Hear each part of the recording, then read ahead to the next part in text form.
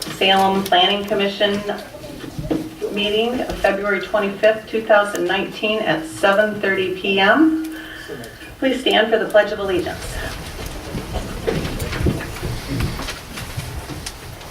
I pledge Allegiance to the flag of the United States of America and to the republic for which it stands, one nation, under God, indivisible, with liberty and justice for all. Roll call, please. Here. Darrell Lewandowski. Here. David Block. Here. Dan Malone. Here. Bruce Reed. Here. Robert Rizzo. Here. Daniel Bulgari. Here. All present at council. Thank you. Number 4, approval of the agenda. I would like to make an adjustment. Why is it loud? I would like to make an adjustment to the agenda. I would like to add in after the election of officers to have our reports from the experts. Do I need to do that to add that? Well, to the extent that folks in the audience might make a public comment about the agenda item, that would be appropriate, but if people would save their comments on this particular item that we'd be giving reports on until the public hearing, we could just do the reports before the public hearing, Okay. however you'd like to handle it. Okay, and we'll keep it as it is. Okay. All those in favor of approving, do we have a motion to approve the agenda? Motion. Second the motion. All those in favor of approving the agenda say aye. Aye. Opposed? None. Number 5, election of officers. If I may, Madam Chair, I'd like to make a suggestion that we keep the board as is for another year and vote on that, if no one else has any objections. No objections? Okay. Anyone want to second that, please? Motion. Well, Bob seconds it. Okay.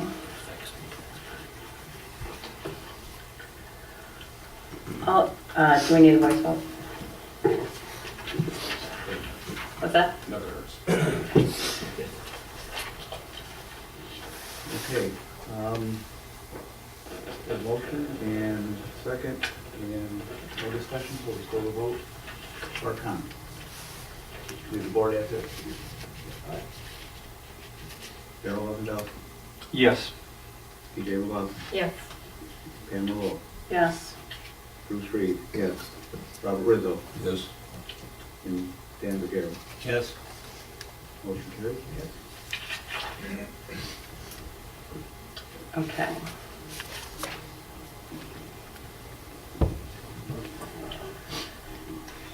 Number 6, public comment. I would like to ask the public to, if they could hold their comments until after the experts have presented their reports, because I think there's quite a bit of information that they can present to you that will hopefully dispel a lot of questions. So we can maybe have this meeting be a little bit more efficient, move along. But I think they'll be able to answer a lot of your questions and our questions in some of their reports. So I have asked them to present the reports first in the public hearing. So if there are any other public comments that are not pertaining to the Kalo & Sons wetland permit or the preliminary site plan, the wetland permit, to please hold those. It's not required, it's just a suggestion. I think it'll be helpful to hear from them first. And so if you would come up and state your name and your address, and everyone has 3 minutes. So, Mr. Walsey. Yes, I just want to reflect back. Could you state your address, please? Is that mandatory? Or is that- No, we're just asking is to that kind of arbitrary? keep, what we're doing is we want to keep track of the comments. So when we have our planning commission discussion, we can, if there's anything that we've missed from the public, we want to be able to include that. So that's just kind of a process that we're doing to keep track. You know who I am, thank you, Amy. For the benefit of our citizens in the audience, could you please state your address, please? He said he doesn't want to. Yeah, it's not me. Okay. If it's not me, Victoria. Okay, what we're gonna do right now is we're gonna have a 3-minute comment, and I would ask that you please wait until be called upon, and so we don't get in these disagreements back and forth. I didn't So get if you in a could wait disagreement, until you're Mr. please Morrow. called upon, and if I could finish my statement, I and was if you called upon. cannot, Excuse I me. asked you to please wait so I could finish my statement to clarify for your neighbors. We want to try and keep this in an orderly fashion, and so if you could wait until you're called upon, if you cannot wait until you're called upon and it's going to be disruptive, then you're going to forfeit your opportunity and your responsibility to be here. So, thank you. Mr. Walsey, And I please had- continue. And I had the floor. Thank you. You know, it's a constant reminder, no matter where you're at in this township, whether you're driving through the township and you see the trucks coming and going from the concrete crushing operation, or for the poor people that live in the hamlet, or you drive through the hamlet, you see that enormous concrete pile. You know, just it's arguably probably the biggest blunder ever in the history of Salem Township, when Supervisor Whitaker allowed the concrete crusher into our community, and this board approved it. I mean, there's no doubt about that at all. And I was at that meeting when the Planning Commission gave that approval. I believe it was almost 3 years ago today. It was February 22nd. What stands out most to me at that meeting was not only the incompetence of this Planning Commission, but also their arrogance. Because that night, there was an enormous amount of information, if you all remember, that was brought forth. There were tools that were given to you that would allow you to defend against allowing that concrete crusher to come into our community, in our ordinances. There was also a person here that came here directly from Detroit, from Focus Hope, and told you that they would not allow the same concrete crushing operation in there. And they encouraged you to not do the same here in our community. And do you remember why? To protect the health, safety, and welfare of the residents of the city of Detroit. So what did our Planning Commission members do? They ignored all that.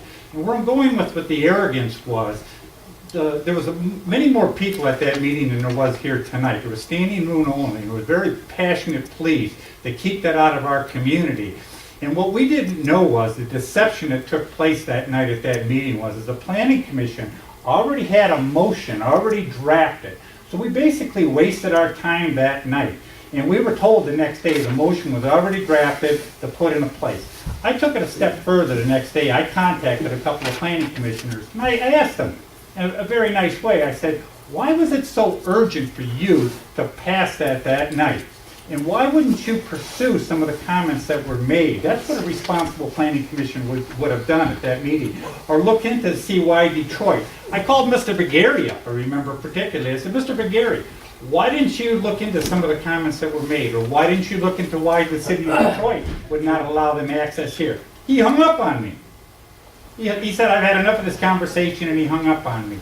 So, again, that's the biggest blunder in the history of Salem Township. And the only way that you can effectively resolve this issue, you guys are putting Band-Aids on this whole issue, paving the roads, washing the wheels and all that. You're going to have to ask them to leave our community, as the city of Detroit did.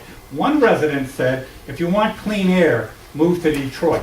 One resident even came in here and asked, said he would pay for an air quality test. He would, in closing, one resident even came to the board and said that he would pay for an air quality test out of his own pocket. Supervisor Whitaker threw him out of the meeting. Well, let me take that back. He didn't throw him out of the meeting. He didn't have the courage to throw him out of the meeting. He asked another resident to throw him out of the meeting. So this is what we're being represented by, everybody, tonight, right here. It's a dog and pony show. Thank you.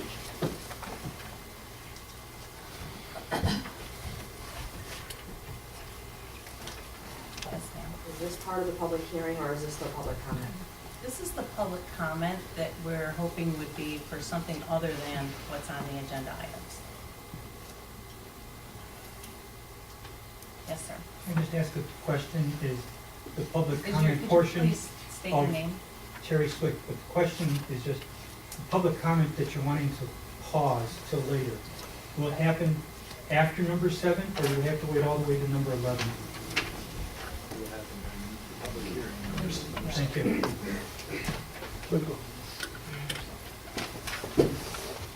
This gentleman over here. I'm sorry, On the where? right, Oh, there. yes, sir, I'm sorry. Yes, my name is Scott Tower.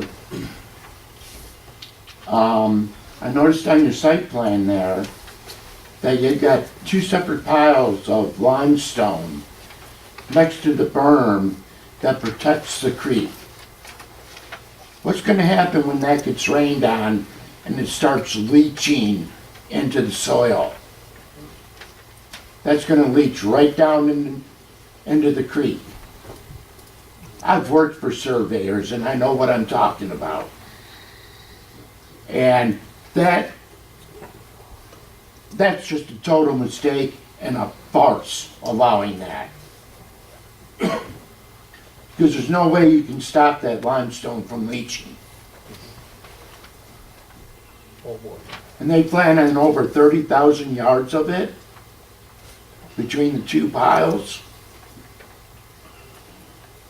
That's not right.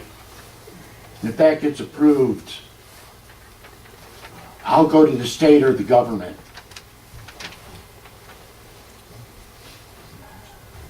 Yes, sir. If that's the case, then Could we you might state as well your, tear. could you state your My name is name? Robert Horton. If that's the case, then we might as well tear all of our roads up in Salem town, because they got limestone on them.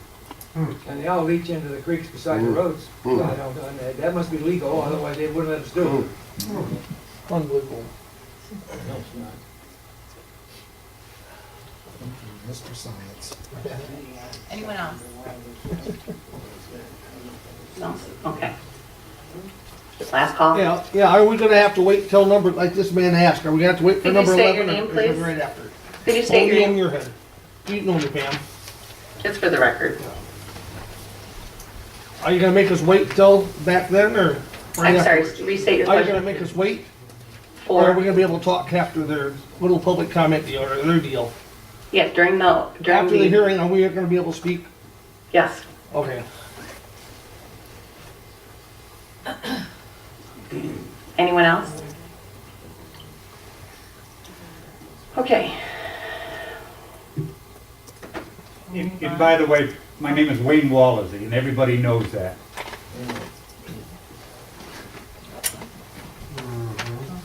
So now we will move on to our public hearing.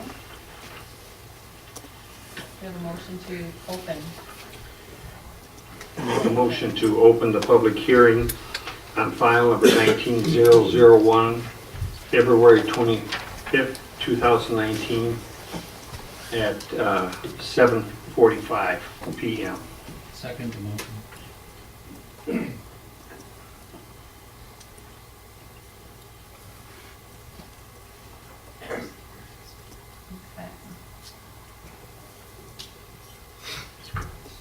Dan. Madam Chair, could you please state the nature of the public hearing?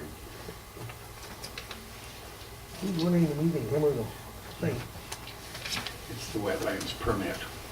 The public hearing is regarding the Kalo and Sons wetland permit, file 19-001.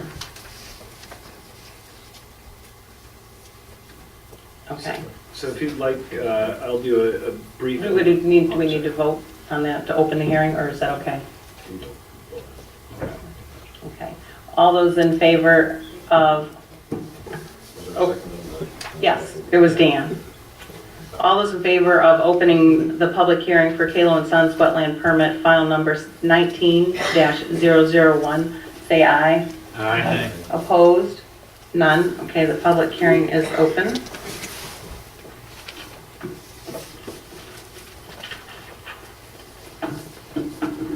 Okay. Paul, would you like to? Yes, Start. I'll give a brief overview of the application and the I'm Paul Montagno, I'm the Township Planning Consultant. What's your address? Address, please? Okay, Paul, please go ahead.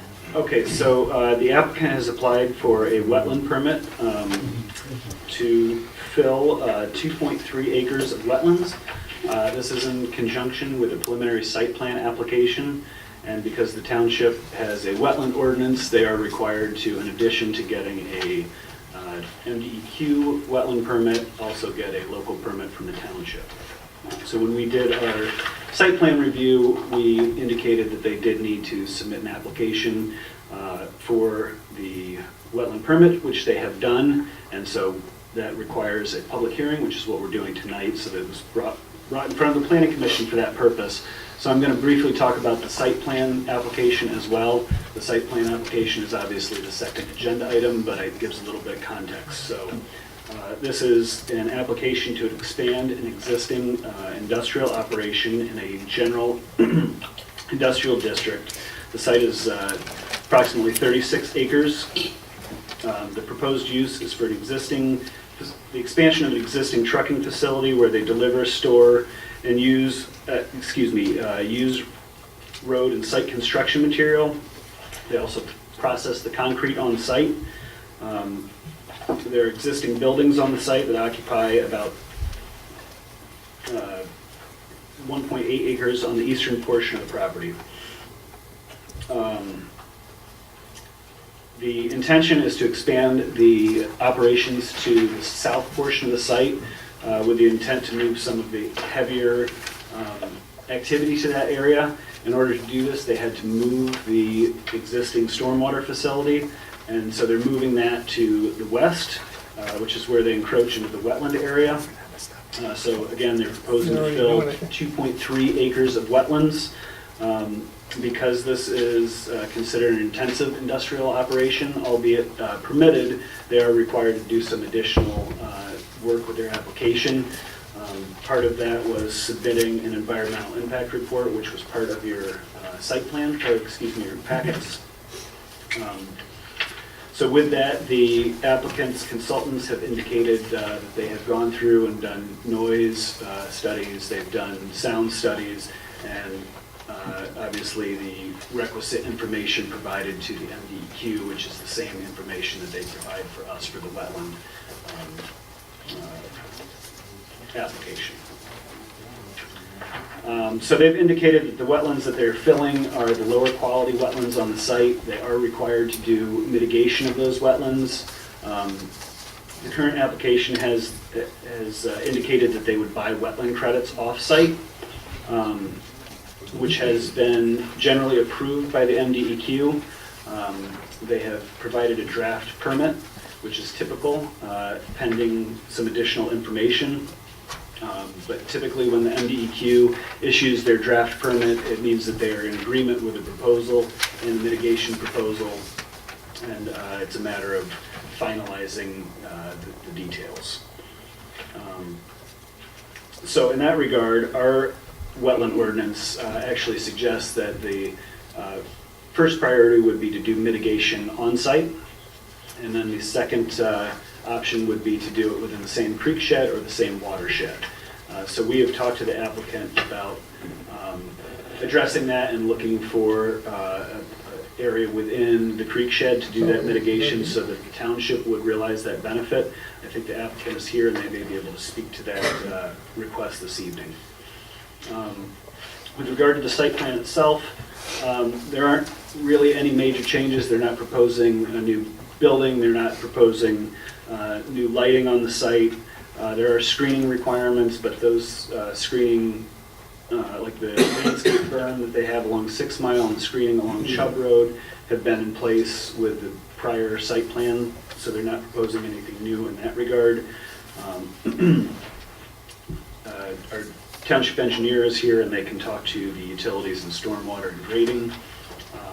But ultimately, with regard to the wetland permit, the Planning Commission does have a number of findings that you should go through and make in your review, and those are from section 4.23 of the wetland ordinance. provided those in your review letter from our office. And some of the considerations that we note are that the proposed project is for the expansion of existing business within the township. Such use is permitted in the general industrial district where it's located. In their initial submittal packet, they had indicated that they were expanding into this area to move the crusher that's on site. And there would be a new crusher, but it's my understanding that the crusher that's there is the new crusher that provides the benefits that they indicate in their packet in terms of less noise, less emissions. And as it turns out, though they showed it moved in the first submittal, the second submittal was submitted that we've done our current review on, and that does not show the crusher being moved, so it would stay in the same spot. That other area would be used for additional stockpiling and truck maneuvers. Another aspect of the updated site plan is that they're providing a wheel wash facility to reduce the amount of mud tracking that goes out onto the public roads.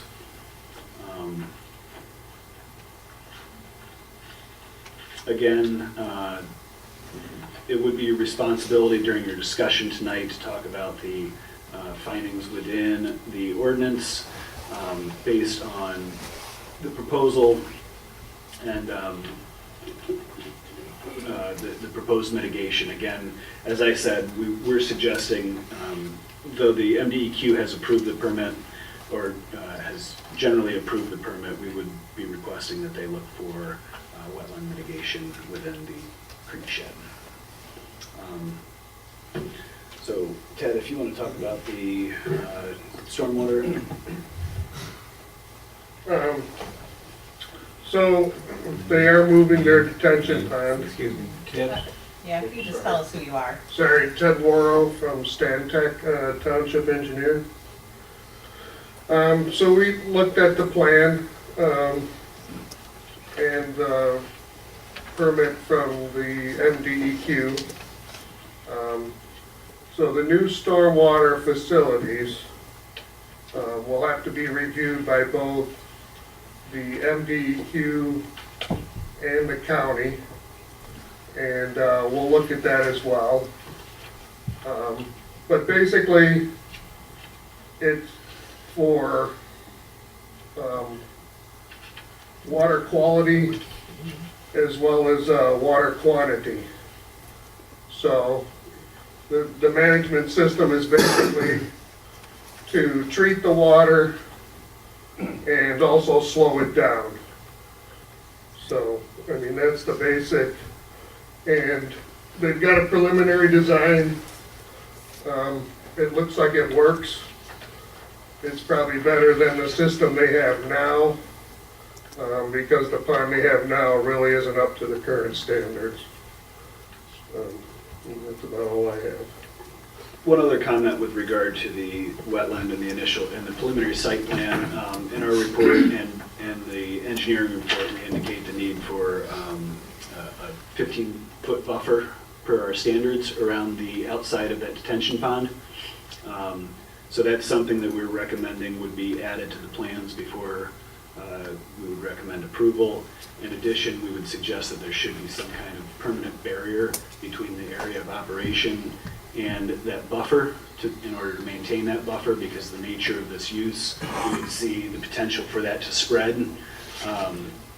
You know, stockpiling various materials, heavy trucks moving in and out, so we want to see some kind of permanent barrier that would provide that permanent protection for the buffer. So that buffer provides some initial protection for the stormwater area, and then the stormwater area would be between the operations, the existing higher quality wetlands, and then ultimately the Johnson Creek. So there would be a number of kind of protections between those, the actual operational use and the wetland area, and then ultimately the Johnson Creek. So we want to make sure that you're aware of that. We can go into more detail about the site plan information during the site plan discussion, unless you have any other particular questions that we could answer for you right now. Was there a mitigation ratio set for the wetlands that were being proposed to be taken over as opposed to what you replaced? Yeah, they're considered shrub wetlands, which requires a mitigation ratio of 1 to 1.5. So for every one that is proposed to be taken away, they replace it with 1.5. It's going up. Correct. Okay. Well, I think you mentioned that with the crusher, did you say they're keeping the same one? Because I thought they were getting a new one. So that's something you might want to discuss with the applicant. It was my understanding based on the submittal packet that they were getting a new one, but then I was told that it may have already been replaced, so that's something you could ask the applicant. And then, I guess ultimately, something else that we have in our report, and I should mention this because I know that this is going to be an area of concern, is the hours of operation. And that was one of the things that we brought up in terms of concern about after hours. They have placed limitations on their hours of operation on the site plan. So that would be Monday through Saturday for trucking from 5 to 7, as well as the crusher. Absolutely no activity on Sundays, but it does indicate that there would be a possibility of trucking outside of the normal hours of operation. So two of our big concerns are the noise that would be created from late night or off-hour deliveries, where they're dumping loads and the banging from the tailgates has been brought to the attention of the township, has been being very disruptive, and so that's something that we're bringing up that we'd like the applicant to address.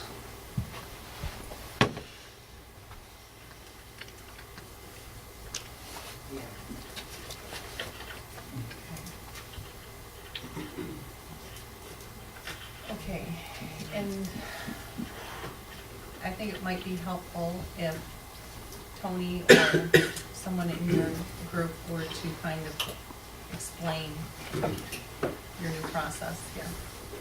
Just the wetlands, because the site plan isn't. For the wetlands. No, the wetlands. No, not yet.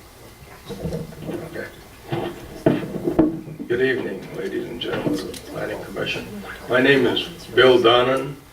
I'm with R.P. Dunnan, who is a project engineer. My address is 3233 Schoolcraft Road, Livonia, Michigan.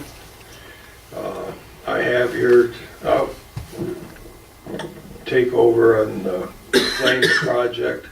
I have here with me tonight Tony Kalo, project sponsor, Dana Knox, and Diane Martin from Ostia Environmental. They're going to detail on the wetland. And I have also Chip Tokar with NMR. He's going to deal with items on the crusher, the environmental issues dealing with the crusher. Did you want to say something now? Yes, to answer your question on the crusher itself, we have a new crusher coming to Chubb Road, and the existing one that's at Chubb Road is going to our Detroit facility, which we were approved for concrete crushing in Detroit. So we're going to take the older plant out of this town, bring it into Detroit, and then the new, better, more efficient plant will be coming here, brand new. And where is that going to be put on the property, Tony? It'll be in the same spot. I thought we were going to put the crusher in the back part of the property. That was the whole idea for the wetlands, is what I was told. We were going to do that, but that would be too close to the elementary school. Yeah. So the plan changed. Yes. Plus, we did our study, and we're beneath all levels on noise and dust, so we're perfect where we're at. Yeah. So, See, go ahead. I just can't keep up with Perfect. the plan. We're perfect. Tony, just address the I plan. can't keep up with the damn No, plan. yeah, it's true. Because of the elementary. Crusher versus diesel. It's electric, everything's electric, there is no emissions. And it's a lot quieter? A lot quieter, yeah. And the current one is the diesel one. electric, but it's, The new one is. yeah, it's a 2019 versus a 2014. So everything's better in it. So where in Detroit are you guys putting at 96 and 96 and Okay, Mr. Donnelly, would you like to Okay. go over some of the wetland? Okay, up here, now, this is a current site plan, current operation. Sir, we can't see. We have the existing crusher there. That location, a screen for the topsoil there. This is the edge of the gravel now and the existing detention ponds. This area that's hatched here, that's all existing wetland. The existing buildings are here. This site plan was approved in 2016 by the Planning Commission and is the current. We have the existing landscaping along Chubb Road, an existing berm along 6 Mile Road with landscaping on top of it. What we're proposed. You're caught on record. There you go. Oh, I can.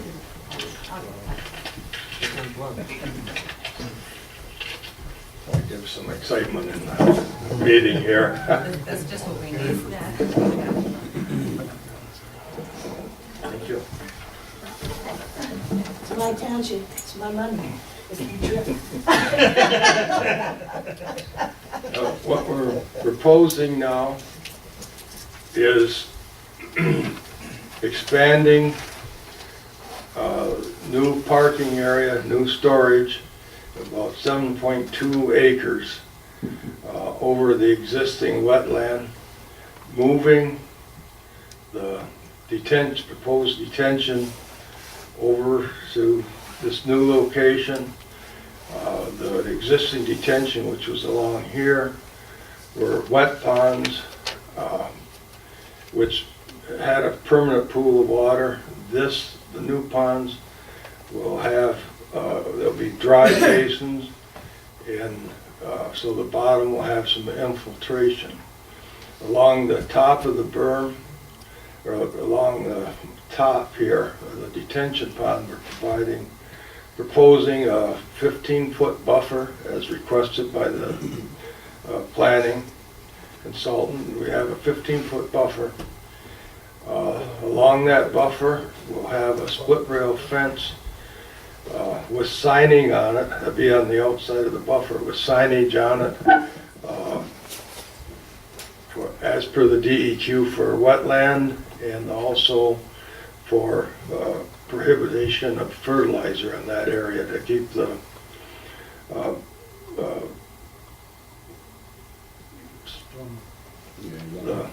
pollutants from going into the stormwater, into the pond.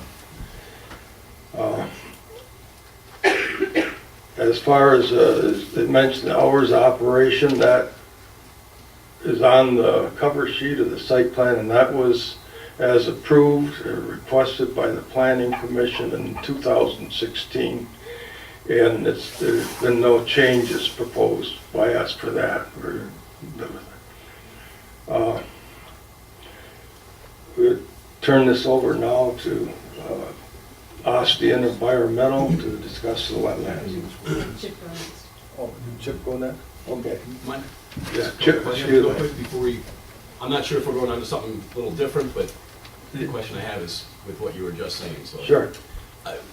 Just help me out with regard to you said it's moving from a standing water basin. Right. This proposal would be a dry basin. Right. Is this something that's purposely done, going from wet to dry? Is this something that this is the way it happens with the way the land is? No, Is no, this something it's that's purposely required? Help me with done. the thought behind why there's It's purposely done. The DEQ mentioned that they would prefer to see a dry basin as opposed to a wet basin because of the proximity to the Johnson Drain, which is a natural stream. happen, if you have a permanent pool of water, it tends to warm the water before it's discharged. And Less so, oxygen. right. Sure, okay. So this way it's discharged in a more natural So this is something state. that's preferred. Right. Less thermal question. impact. The DEQ says less thermal impact. Right. we So they need to- prefer a dry pond. It's a more natural system for vegetation as well as just environmental quality. So since Johnson Creek is considered a cold water or at least reduce thermal impacts, MDEQ in their permit for the wetland impacts that the ponds have to be dry. So how do you design for that? You're literally just making everything uphill towards it type of No, thing? no. Higher elevation, or how do you design The pond, that for that? the pond is, a wet pond is designed to have a permanent water level. So the outlet of the pond is above the bottom of the pond, so the water will pool. In a dry pond, the outlet of the pond is at the ground level, so. Okay, but then doesn't that, if there's a sudden rush of water, that doesn't provide any retention, it just comes in and... Oh, yes, it does. Slows the water down. We have an outlet pipe here. So that's metered? It's metered. It's got a standpipe with holes of different sizes. So it controls the flow rate? Right, at the bottom of the hole, at the bottom of the pipe, you have smaller holes, and as you go up, you'll have larger holes to. The question I had on the water treatment way of the sediments that are collected from the detention ponds, is that going through like almost like a water garden type theory, where you've got vegetation that the sediment runs through? Correct. Okay, And so that's basically, that's the water treatment. well, yeah, you've got treatment. You've got a forebay here that the water will sit in before it goes into the actual detention, and that holds the water for a certain period of time, theoretically, to settle out the solids and the pollutants. Also, when we do the final design, there will be a long-term maintenance sequence for the detention pond, and once that, one of the things that is maintain the bottom of that pond, so it needs to be inspected several times a year, and if there's sediment has accumulated on there, then you have to go in and clean it out. Are those inspections something that the property owner, business owner calls and schedules, or is that No, something that automatically happens? he has to do that himself, do his own inspections.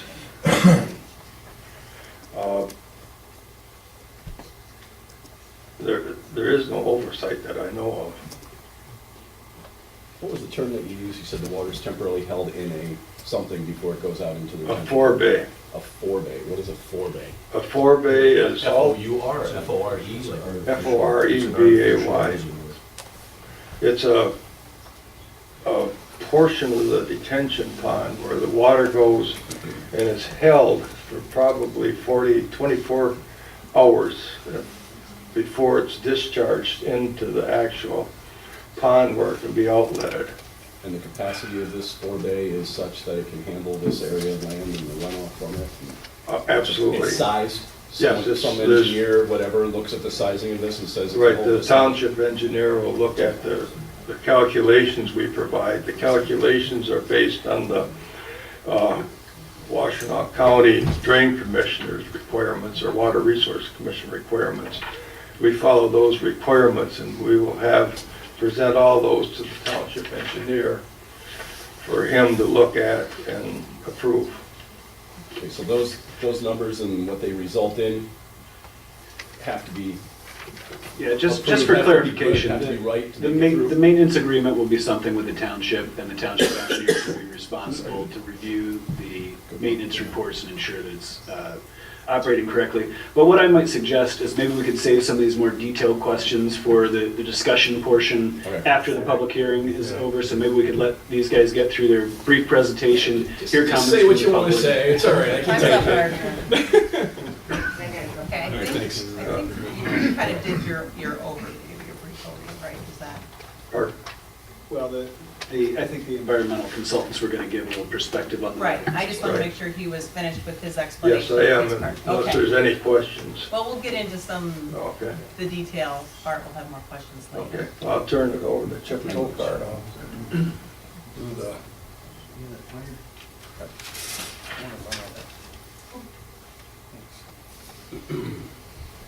Good evening, members of the Planning Commission. My name is Chip Tokar, and I am the owner of Natural Resources Management. And we have been hired by Tony Kalo to conduct noise and dust sampling for the facility, as we had in the past. I had presented a similar report to you approximately 2 years ago.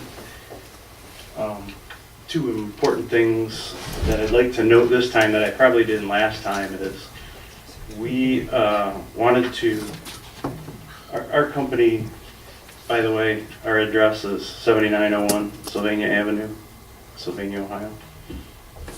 And a couple of items I wanted to note was that we do a lot of work for Tony and Kayla and Sons on their other permits also, similar to the one they received in Detroit. I wanted to make sure that the studies that we're doing out here were done by third party. So we had hired TTL Associates to conduct the monitoring out here. So we kind of stayed at arm's length from the study itself. But to sum it up, we did the same thing as we did last time and conducted perimeter sampling for both noise and dust around the facility. And to do that, the TTL had set up a number of stations around the perimeter of the property. There were 8 total, I believe. And at each of the stations, they had a dust sampler. So it was sampling a dust pump that had sampled ambient air. And we also analyzed or sampled for silica, respirable silica. And they also had a noise dosimeter at each location so we could measure sound levels. The samples were collected over the shift. I believe it was over an 8-hour period. The plant was operating during that whole entire time. So we were able to monitor before the plant started, while the plant was operating, and at the end of the day.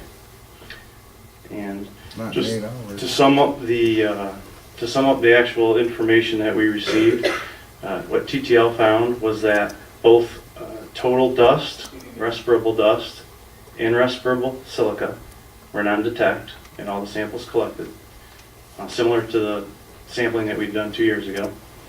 And for the noise, the decibel levels around the property perimeter were in the range of about 70. And to put that in perspective, MIOSHA or OSHA regulates sound levels in the workplace for worker exposure, and they set an action level of 85 decibels, where that requires you or triggers you to be in a hearing conservation program, have some type of hearing protection while you're at work. So these decibel levels that we measured around the perimeter were typical of what we would expect at these facilities, which are normal traffic noise. And they were definitely below any action levels for OSHA. If you have any specific questions for me. What did you say the dust was again? The dust Results. were non-detect. So we compared them to permissible exposure limits, which anyone would be compared to anyone in the workplace, so workplace environment. But more importantly, they were not just below the permissible exposure limit, because you're allowed to be exposed to some dust in the workplace, but they were non-detect. And we did have a sample point between the crusher and the school. So we did monitor for silica and total dust between the crusher and the school.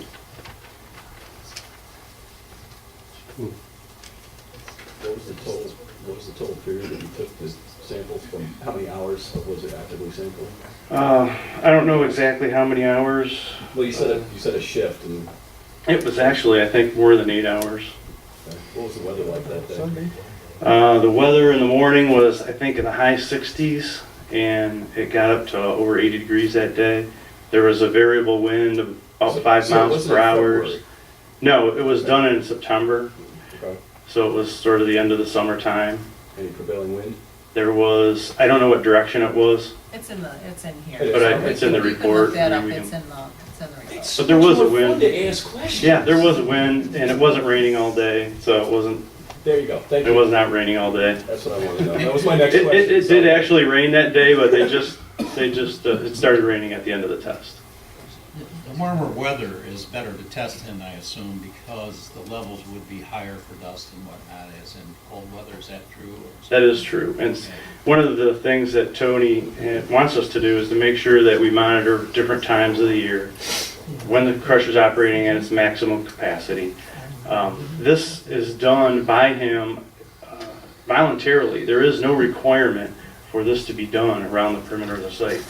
It's obvious that he has some concerns, and we want to establish data points so you can actually discuss or measure the amount of noise and dust that's generated, if any. And we're going to continue to do so. Can I ask a quick question real And quick? then, and then,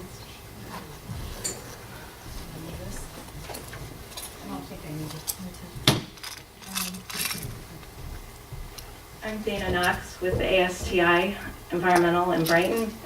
I was in charge of putting together the DEQ permit application for the project. And I'm going to just try to describe some of the process that we went through during that application process. Basically, I think we have the project described here.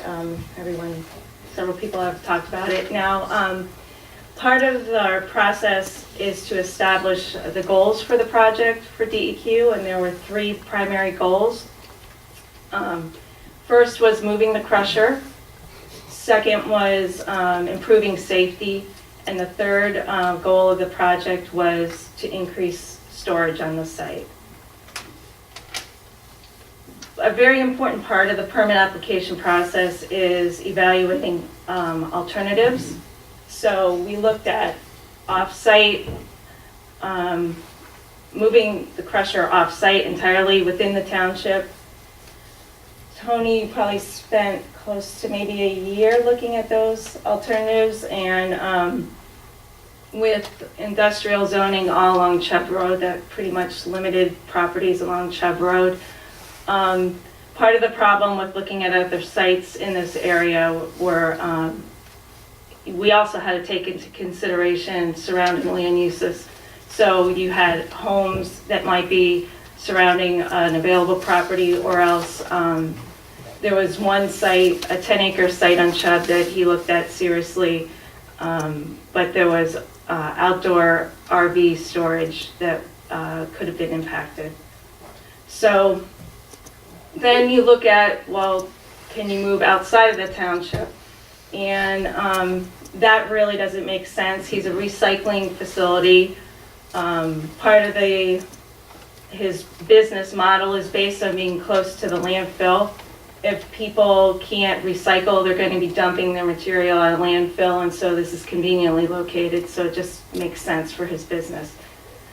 So then you look at on-site impacts, and we had 2 primary constraints on this site. We had his existing infrastructure, where his fueling station is, his building, all of that. Then we had wetlands.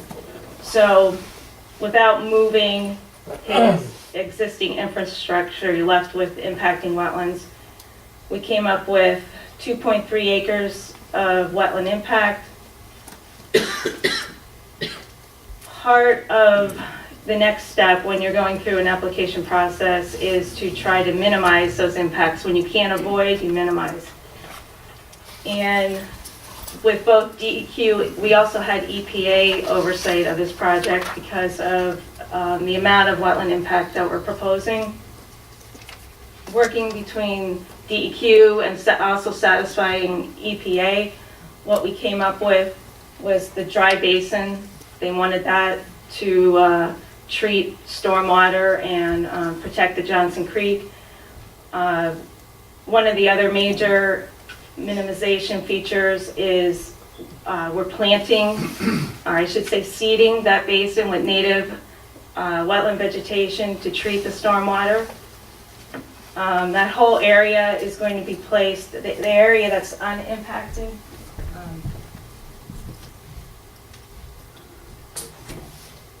We're required to put that whole area into a conservation easement per the DEQ permit.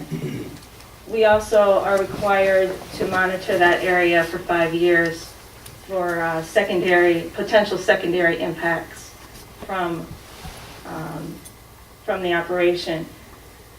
And I can tell you the one thing, going through this, DEQ wasn't as concerned with the crusher because we had testing data that showed noise and dust were within acceptable levels. They were most impressed, or I don't know if impressed is the right word, most concerned with the safety issues out there. And really, I think with them coming on site and seeing how tight operations are out there, I think that really convinced them that this was something that was necessary. He's outgrown his area. Sorry, can I ask a question? I just did. What do you mean by tight? I mean, how tight the operations were? I can show You you. talked confinement, actual space? Yes. Okay. I can. So, let me see here. So, you really have to be on site too to experience it. But right now, he has one area for parking for the trucks. So, employees, when they come with their cars in the morning, they have to sit their car somewhere, move their truck out, and then put their car in that same spot. That's one thing. And then when you're out here, you can see there's no room. This is a very narrow area to get trucks through and out. Here, with the proposed. Can you show the public what you just showed us, just so everybody can be on the same page? I can look at it if you want. So, when employees come in, they come in their cars, they have to stage their parking, basically. They stage their car, pull their truck out, and then pull their car back into the spot, because there's no extra space for them to park. The other thing is, you can see how tight this is, getting through here, flow of traffic. If anyone makes a mistake, that's problematic. Employees don't want to come out here. When you're out here, when I came out here with the DEQ, it was, Tony, did we park here? I think we parked here. It's frightening when you're out there. Is that because of the amount of gravel they've hauled into the property? All the materials they've got stockpiled there? Is that posing the confinement? Excuse me, please, let's try and get through this. Yeah, it is. Yeah, it is. We won't go there. It's industrial. You don't need to go there, it's industrial. Our easel is. Not true. So here on the proposed, you can see, well, here's the wheel wash, and then you can see how this area opens up. They've got extra parking, so you're not shuffling these vehicles, and there's just a lot more room. So safety, really, I was surprised because I thought the crusher would be the thing that DEQ was really concerned about, but it wasn't. It was really the safety. And having a field view was pretty much what convinced them. Bart, you turn that this way so these guys down here. On that conservation area, can you explain to us what you're looking for when you say secondary impact? Changes in vegetation due to, water quality, what else? Changes in hydrology Yeah. as a result of change in site plan. So they'll be monitoring for all of those effects. And that's going to be with Mr. Kalo doing that type of testing? Who comes in? There's no oversight on that either. No, There DEQ, is. yeah, DEQ. absolutely. We have to submit reports to the DEQ, they will be verifying that there have not been secondary. Speak into your microphones, please. DEQ will be verifying that there are no impacts. We will be doing the monitoring. We have to submit monitoring reports annually as a condition of the permit. And with regard to mitigation, they left it with, we can either do, they would accept mitigation off-site because on-site there really is no room, or wetland mitigation bank credits. Yeah, he's got 60-some acres there. Plus them down there. This monitoring that has to go on that the DEQ mandates, how long does it go? How long does it continue? Hey, Bart, you talking to the microphone? Yeah, sure, sorry guys. Thank- Yeah. Sorry. The monitoring that the DEQ is mandating, how long does that go? Is it 2 years, 10 years? By the permit, it will go for 5 years. Okay, and that's to determine what? That there's some sort of Whether or leveling not- of it, they don't see any change, or? To make sure that we have not had any kind of impact upon the remaining wetland that was not permitted for impact. So as Dana suggested, we will be monitoring for changes in vegetation, quality, quantity, type, whether the wetland's drying out, therefore there's some type of lack of hydrology, and for those types of changes. And I believe the DEQ is also concerned with any kind of dust moving over the wetland, covering the plants and causing damage that way. So those are all things that we'll be looking for yearly as we do our studies to make sure there's no impact to the wetland that was not permitted for impact. Okay, the DEQ's, no dust over the wetland areas. Right, there's Okay, dust leaving. Your monitors were on the perimeter, right? This is visual observation as we walk through the existing wetland. It's separate from the type of monitoring that Chip Tokar and his group does. I'm Diane Martin. I'm Vice President of ASTI Environmental in Brighton, Michigan. I've been working with Tony for approximately 2 years now, looking for wetland mitigation opportunities for this lake plan. As Dana said, we are proposing to impact 2.36 acres of emergent and scrub shrub wetland as part of this plan. By DEQ state wetland statute, we therefore need to replace 1.5 times the amount of wetland that we propose to impact, meaning we need to replace 3.55 acres of wetland. Back in the day when you folks enacted your wetland ordinance, and I commend you for doing so, the DEQ had a preference for what type of wetland mitigation they required. Mitigation is replacing the wetland that you are proposing to impact, replacing its functions and values.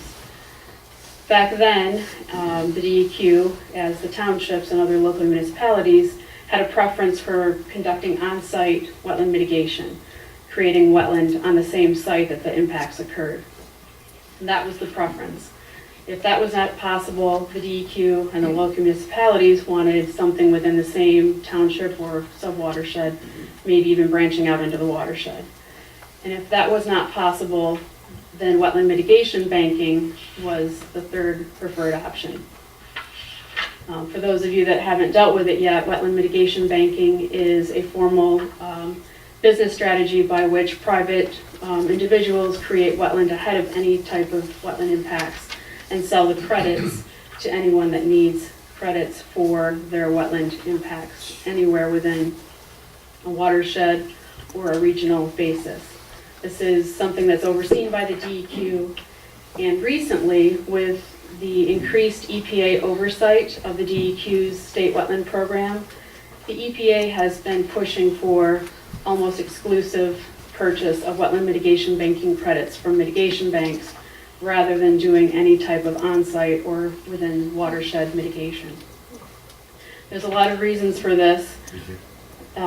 Primarily, the DEQ has had issues with monitoring and making sure that everybody builds their wetland mitigations and then making sure that they work. EPA recognizes this and has pushed for mitigation banking as the preferred mitigation option. However, when we first came on board, we read your ordinance and realized that you folks were still, and perhaps rightfully so, interested in having wetland mitigation being done within your township, so that you have new wetlands that offset the wetlands that were impacted and perhaps do not impact the water quality of your creek sheds and your watersheds. So we first started out looking on site to see if there were mitigation opportunities available. And actually, let me put up one more.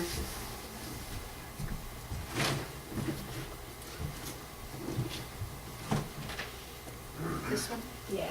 This one doesn't show it correctly, that's there, but that's fine. You can see that with the new site plan, we are using pretty much everything that we have available. So the new site plan cuts into this amount of wetland here, doesn't leave us room for anything. The other side of the creek and the little bit remaining that is wetland has a few small areas of upland, but there are not enough to create 3.5 acres of wetland. You really only have about 1.5 acres left once you take off the setbacks here.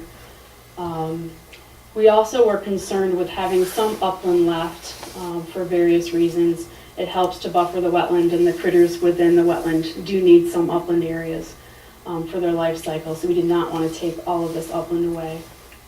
And third final reason is that this, if you're familiar with this site, there's a hill here that goes up quickly, and we would have to take out a fair amount of soil to cut down to wetland. And so those three reasons, but primarily the fact that we did not have enough land here, really precluded us from being able to do any kind of on-site mitigation. So next, we did an exhaustive, almost 2-year-long search to look for that perfect piece of land within your township, and preferably within the Johnson Creek subwatershed where we could build mitigation. We started out looking at your park property here. We had some discussions with your township supervisor to see if that might be a possibility. We saw that as being potentially problematic, so we expanded our search out. Anytime Tony found a property that came available, he sent us out there to look to see if it was suitable for wetland mitigation. Not every property can work as wetland mitigation.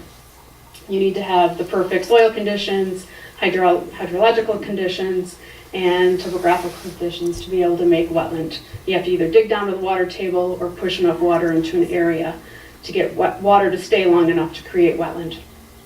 So not every piece of property works. We looked at farm fields. We tried to work with farmers to see if there were areas we could break tiles and create wetland, and we just did not find that suitable piece of property. This shows some of the properties we looked at, not all of them. We did look at some here on the western side of the township, but those are in a different watershed, so we quickly eliminated them. One property that we looked at was called the Pearl Street property, which is directly adjacent to Tony's existing facility, and we have that property highlighted here for you.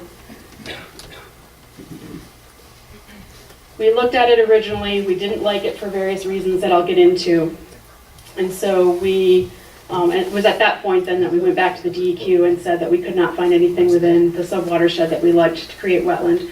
Would you consider allowing us to use wetland mitigation bank credits? And they said, of course we would. That's our preferred route anyway. In further discussions with the township, we were asked to revisit this site. Again, we call this the Pearl Street property. Here's the railroad tracks. Here's Tony's existing facility, just east of the railroad tracks. It is currently for sale. It has the Johnson Creek flowing through it. We are going to give it another look to see if we might be able to make it work. It has some constraints that we are concerned with. For one thing, it has 18 feet of grade change between these hills here and the elevation of the creek.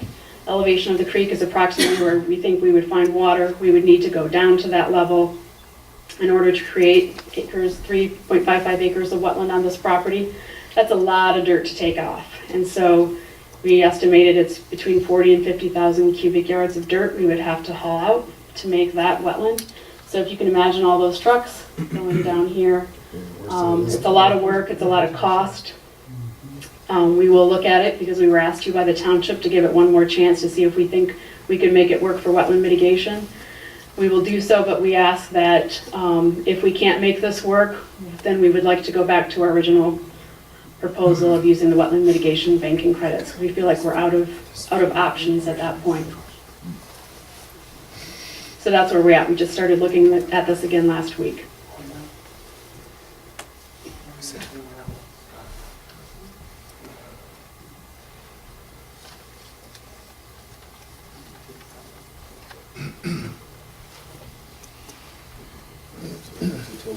Acreage of that again? Total acreage of the property? Of the pro property. What do you remember? 14 acres? I think it says 11 on the tax rolls, but when we looked at a survey that was sent to us, it had 14 acres on it, so it's somewhere between 11 and 14 acres. The area that we have highlighted for you in brown is about 3.5 acres, so that's what we, 2.55 that's where we think we might be able to get enough acreage to build the wetland mitigation. This green area here is existing wetland. So basically everything southeast of the existing creek we wouldn't touch. We had some discussions if we do decide to do this for mitigation, and the DEQ will even accept it, and you folks like it as well. After we were finished creating the wetland and doing all the monitoring that was required, Tony is considering donating this to the township. It's right behind the school. It might be a nice living classroom type situation for the school.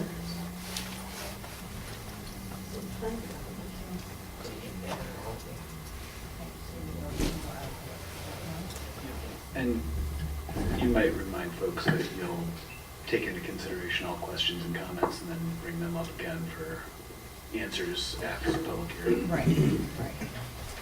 Okay, now we're gonna return to our public comment, and like I said, please state your name so we know who you are, because when we have our discussion, if there's something we haven't heard of or thought of yet, we want to take your comments into consideration and discuss them and see if we can get everything worked out that needs to be.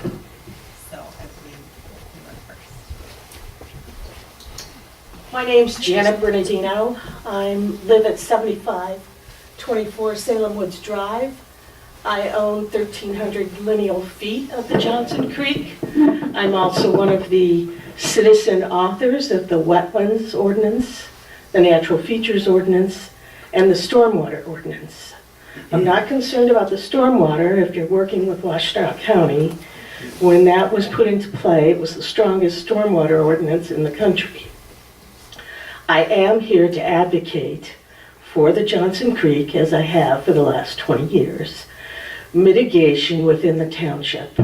I'm surprised that the Salem Farm Preserve has problematic issues, and I'd like to explore those further, because that's a natural place for doing stream bank stabilization projects, increasing more wetlands plantings there. And it's easy, since it has 1 mile of the creek, to come up with 3.55 acres. This is a different alternative that I wasn't aware of before showing up tonight, so I'm not going to interfere with that. But if people are interested, I'd be willing to donate 10 hours of my time gratis to pursue any projects that would work with the Washtenaw County Drain Commissioner. Because I know at one point in time, they were very interested in doing some kind of stream bank stabilization on what is now called the Salem Farm Preserve. And that's when Janice Bobrin was in office. She pretty much picked her successor, so I don't think he's going to be, an issue there, but I'd be willing to work with that. There is another property, I don't know if you've explored it, it's called the Watercress Farm. It's owned by a physician who lives in California, Dr. Kim. That has a lot of acreage that doesn't have this kind of elevation issue as far as creating additional wetlands, because it's called Watercress Farms for a reason. It's clean water. The issue with respect to the school and dust across the top of the creek, we already have a national wet weather demonstration educational classroom at the Salem Elementary School. They do surveys there on an annual basis to detect the macroinvertebrates and the oxygen level. If you put dust on top of the water, you're gonna heat the water up. We want to keep the Johnson Creek between 48 and 54 degrees in the months of June and July. We are able to do that because we have a lot of natural springs. I actually use 3 springs to cool my wine cellar, and it's so cold, I had to insulate the wine cellar. Janet, So- sorry to interrupt, but you are about your 3 minutes. So Okay. you could wrap So my point is, I'm advocating mitigation within the township. If it can't be within the township, it should be within the Rouge, not the River Raisin. And if it can't be in the River Rouge, it should be in the Huron. We are the headwaters to both of those main rivers. And the Johnson Creek is the last clean, cold stream feeding the Rouge. We have a hat trick of endangered species, and it's an interconnected community. So until you show me that this low-quality wetland doesn't have macroinvertebrates that are of importance to the species of special concern and the threatened species, then, I don't consider it low quality. Thank you. Thank you. Okay. Oh, did you blow my brain? Yes, sir.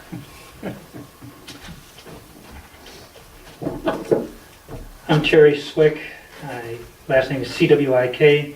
I live at 8721 Wellington, and I've been there for 25 years. My property also has access to the Johnson Creek. And I have one comment about your running the meeting. I think you should have stuck on the wetland permit and not got off to the site plan, but that's just a point of operational preference. I have concerns of the flooding of the Johnson Creek.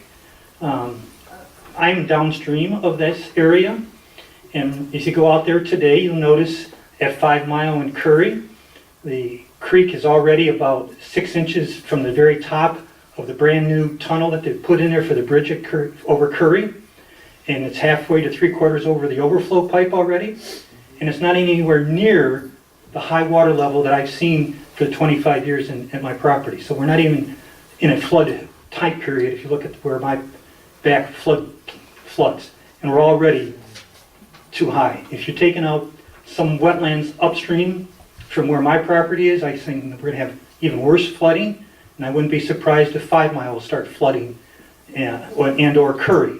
And so that's one of my major concerns with this. And then the next one I have is pollution. I know you're saying you're addressing that, but I find it hard to believe that bringing that operation closer and closer to the creek makes it a higher percentage of possibility of having some pollution in there, as well as the studies that you've done with the air quality is very limited. I mean, we had winds in the last couple of days going 50 to 70 miles an hour, and they're working. I got to believe that we don't have tests that validate under enough conditions when you have a 5 mile per hour wind versus a 50 mile an hour per wind. There's a lot of difference of where it gets blown around, and they're still working. They didn't take the day off when the winds get high. The third point I have is mitigation. I strongly believe mitigation needs to be upstream of my property and possibly upstream of their property.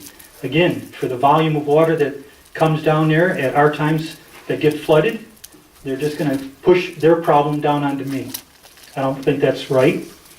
My other point is we've had 2 comments about inspections, one that the DEQ does for 5 years. What happens if one of those tests fail? Ask that question. Find out what they have to do if they fail a test. Test gets run, fine. What happens when they fail? Who takes the cost? Who gets the mitigation? How do we stop it? And on the other testing, where the pond inspection, he's got to do pond inspections. Get a bond up. What's he got to do if he fails, that test fails? Is he going to do the testing? What's the reporting? What timing is it going to be done? These are questions that need to be answered. You can't just blatantly say, oh, it's going to get done. And the last point that I'd like to make is the fact that he said, oh, we need to do all this because my property's too tight. Tightness is not a reason for us to give him wetlands. He should have had the foresight when he bought the property that it wasn't enough property to do the job that he wanted. So his lack of foresight is not our reason to give up. Okay, I'm on my very last point. So the other point I'd like to make is, if I've heard, I may be wrong in this, but I think I heard today that they've been working on this for over 2 years. He only got approval for a couple years ago. So on that tells me soon after he started his property, he already decided he needed to take over this wetlands. Thank you. Yep.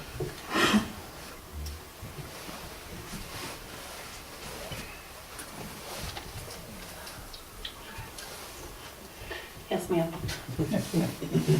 Good job, Pam. Hello. I'm Marie Sherry, 7801 Salem Road, across from the elementary school. I'm not going to speak towards the mitigation issue for the wetlands because I don't believe that they need to fill the wetlands at all. My understanding on the wetland ordinance is that if you are going to fill a wetland, it has to be in the public interest. This is not in the public interest. This is in the interest of a private business and the private business only. We have a lot of flooding issues in the hamlet. Anybody who's ever lived here or drove around here knows that it floods. I do believe that the township has done some good work in mitigating some of the flooding, but I cannot believe removing a wetland along 6 Mile Road would be an improvement to the flooding in the hamlet. I also want to speak very briefly to the pond that they propose on putting the stormwater detention. If the township's engineer believes that the current stormwater detention is inadequate, then the owner of the property ought to be correcting that now, not part of any site plan approval, but just now. I'm glad to hear that the crusher is not going to move behind the school. I am concerned, though, of the stockpiling of materials behind the school, because you're still going to have dust, you're still going to have noise, you're going to have trucks going in and out, you're going to have rain, you're going to have runoff, the creek is right there, the playground is right there, so I'm still concerned with that. I will admit to being concerned for my own personal reasons. I live across the street from that school. I take issue with the gentleman saying that there is no noise coming from that. I was going to bring my Bluetooth speaker. I thought that would be a little bit showboating, but I don't know if this is going to work. But I do want you to hear this if you can. And of course it didn't. This is my house on September 15th of last summer. You hear that? That's the concrete something. I don't know what it is, the crusher, the conveyor belt. If you listen closely, you're going to hear a truck backing up too. We live with this. There it is. We live with this in our paradise all year long, all night long, all summer long. Yes, all winter long, you're correct. They were doing it Saturday morning when I went out. Good job, Marie. Okay, Mr. Walsey. Yes. Yeah, I'd gladly volunteer my name, Wayne Walsey, but I won't have it arbitrarily pushed down my throat by government to volunteer. Thank you very much. I find it very interesting that you're relying on CALO to provide your own air quality testing. You would think the township, with $10 million in the bank, and their main responsibility is to protect the health, safety, and welfare of the residents, would do their own independent air quality testing for the residents. And this lady said it very well. If you read section under review and standards, it says a permit shall be issued only if the proposed project or activity is clearly in the public interest. She's absolutely correct. All this smoke and mirrors about we ran out of space and we need safety, you know, that's his fault that he ran out of space. That's not our fault at all. So that's your number one priority there, that it's a public interest before you move this or you allow this to take place. It's also really interesting too, they talk about the it talks about the hours of operation. If you go back when Salem Township, February 22nd, 2016, it's really clear the hours of operation that the Planning Commission allowed. And they're ridiculous, but this is what you allowed. Hours of concrete crushing operation shall be limited to 7 a.m. to 6 p.m. Monday through Friday, and 7 a.m. to 1 p.m. on Saturday. Normal hours of trucking operation shall be at 5 a.m. to 7 p.m. Monday through Saturday. Those are ridiculous. But in this impact assessment, it says on the cover sheet, the application had indicated that the normal hours of operation shall be from 5 a.m. to 7 p.m. It's not even close. That indication there isn't even the same as what's here. So I would make sure that they're consistent with that. And also on the impact statement, they talk about the applicant indicates that the MDEQ has done inspections and found no violation. But then it goes on to say, previously we asked for inspection reports from the MDEQ, and it says the applicant indicates in his response at the letter that there are no such reports. So what does that mean? There's one right here. You're relying on these people to have their consultants give you air quality reports. Why isn't the township paying the money to have their own independent air quality test? It makes absolutely no sense to me. I think Bart Cam brought that up initially, but you guys unanimously approved that back in February of 2016. Talk about irresponsible. And then when a gentleman said he would pay for it out of his own pocket, Supervisor Whitaker threw him out of the meeting. You wonder why these people are upset. I commend all these residents. It's been 6 years. 6 years. Pam, do you live anywhere near the concrete crushing operation? I would bet my last dollar that if you or your family lived anywhere in proximity, or anyone on that planning commission lived anywhere in proximity to that concrete crusher, it would not be going on today. Or anyone on the board of trustees. You're about 3 minutes, so. Thank you very much for your time. Yes, sir. Yeah, earlier on, one of the gentlemen off to the side mentioned that the new storm sewer would probably be better than what's there, and that the one that's there is inadequate. What is probably better? And if the one that's there is inadequate, then why is it still there?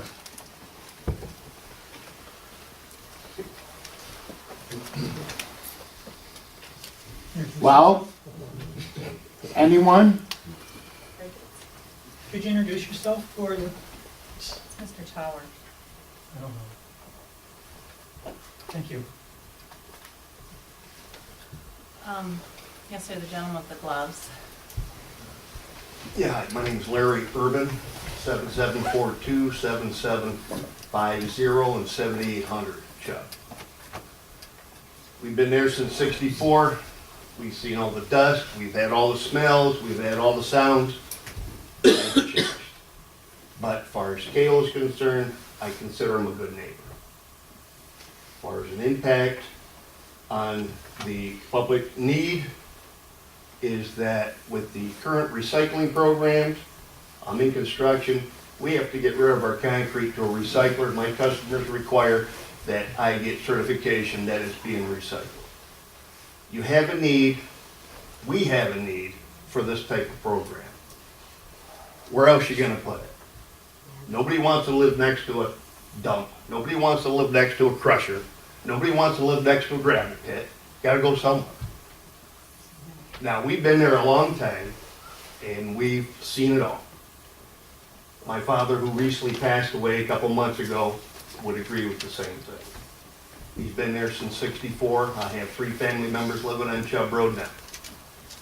So, it's our opinion and our belief that Cable is a good neighbor, and we favor the program. And as far as the mitigation goes, bank the mitigation and let them do the project. That's how we feel. I have a 9 o'clock curfew, I gotta go. Thank you. Yes, ma'am. Hi, I'm Laura Jarvie, I live on Brookville. I just recently heard about the expansion of Kalo, looked at the master plan from the township and saw that land use policy, reading that master plan, and just one specific thing I will read is wetlands, because I believe there should be 0 impact on wetlands. Wetlands are scattered throughout every section of the township. This is from the master plan. Even though most are small, they must be protected due to their influence on water quality and the habitats they create for wildlife. I came to Salem about 8 years ago came for the rural character. It's also mentioned in the master plan about flooding if wetlands are being disturbed. Water quality is a huge concern. I'm thankful that I live, away from Kalo, away from the landfill. I feel like the township is moving more away from this rural, natural community that I came here for. The paving of Chubb is kind of setting up, for Kalo expansion, along with other things are setting up for the landfill expansion. I know we're not here for that, but I feel, my husband feels, the neighbors around me, we are concerned with decisions that our township is making. We have that farm preserve that was created, but I feel like there's a lot of contradictions. And for every,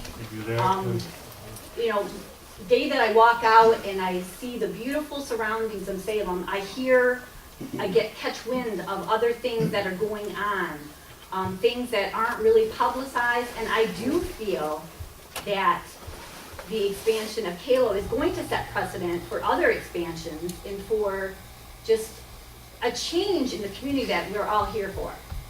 And I zero impact on the wetlands. It doesn't sound like we can find a solution to replace what's going to be taken, destroyed, damaged. If the property, and I understand business too, and I understand, that it's industrial zoned over there and they have that zoning permit, but there has to be a point too where, okay, are we going to stick with what we said we were gonna do as a township? Or are we going to try to,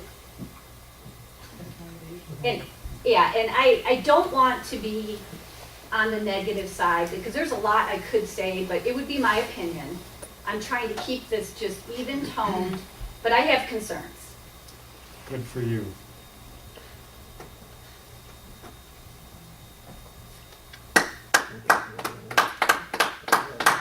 Yes, sir, and that.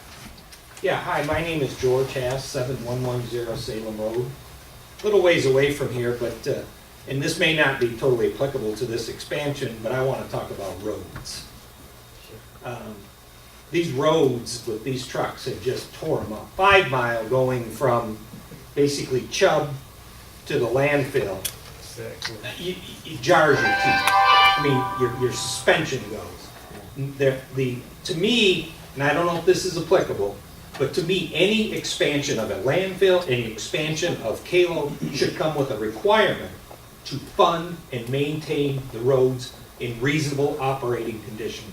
That should be an absolute 100% requirement. I don't know how, the taxpayer should not have to fund roads for private businesses to tear up. Because when you look at these roads, take 5 mile. Once you get away from Chubb, once you head west, the road is really good. But when you go east, it is a disaster. It is an absolute unmitigated disaster. I mean, where they turn, there's a big ruts and it grinds it out. So in my view, I don't know if this can be done. I would hope it could be done, but the roads should be required to be maintained by the trucks that are using them. We already pay to maintain them with our registrations, with our taxes, with gas taxes. We pay our fair share as taxpayers. I think that the trucks that are tearing them up and making them almost unpassable need to pay. Thank you. Yes, ma'am. Hi, I'm Kimberly Whiteside. I live at 8077 Chubb Road. Couple of things. With Pam, you're on this voting committee, correct? I'm sorry? You're going to be one of the people that vote on this? Yes. Your husband does work for Kalo, is that correct? I don't think he does work works, for Kalo. He goes and drops off concrete and stuff, correct? No, that's not working for Kalo. He does business with Kalo? Okay, he does business with Kalo. I'm sure he does, yeah. Okay, so I think you need to be off this voting thing. Exactly. You should have never voted in the first place. The second thing, the dust and all the dust stuff, There it is. Somebody needs to come to my house, to Paige's house. You come and get the dust off of our house. The dust was never like this when I first moved here. And now every Funny, huh? year, there's Fucking this funny. much dust on my house. Oh, yeah. And I have trees Look at the report. that's Zero. filtering that. Funny. The other thing, the wetlands, it's not good to disturb the wetlands. And I think he could buy property somewhere else and do this other business instead of destroying the wetlands that we have. I have been here for over 10 years now. The noise, and we were gonna get to this again, but the noise at my house is so undisturbable, I can't sleep at night. Hours of operation have got to be in place, and I don't want to hear that he has special privileges to do it at 12:30 at night. The tailgates. There was supposed to be something in the ordinance about the tailgates not banging. I swear to God, when you scare my cat that's almost deaf, from the tailgates at Slam, and I'm in my bedroom, which is halfway through the neighborhood. It's unacceptable. And it's unacceptable that you guys would even consider to deteriorate the wetlands so he can expand his business. It's not fair to us, it's not fair to the rest of the community. Thank you. It is a conflict of interest, Kim, you're right. Yeah. Yeah, it is actually. Clearly. Where I work, they work out automatically through them. The number of conflicts of interest that go on in this community. Yes. I don't know. Anyone else? Yes, sir.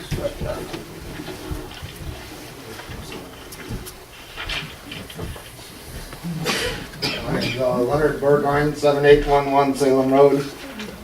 I want to say there wasn't any DEQ violations. There was a couple violations. They're minor. The conveyor was a little too high, whatever. They were raised. But the main violation that the DEQ said that he's in violation of is 901B. And that rule states the unreasonable interference and comfortable enjoyment of life and property. That's what the DEQ says he's in violation of, and that's what the township, Gary Whitaker, refuses to enforce. Their recommendations were it could be corrected with current township ordinances. We have ordinances for dust, we have ordinances for noise. This township refuses to enforce any ordinances on the books.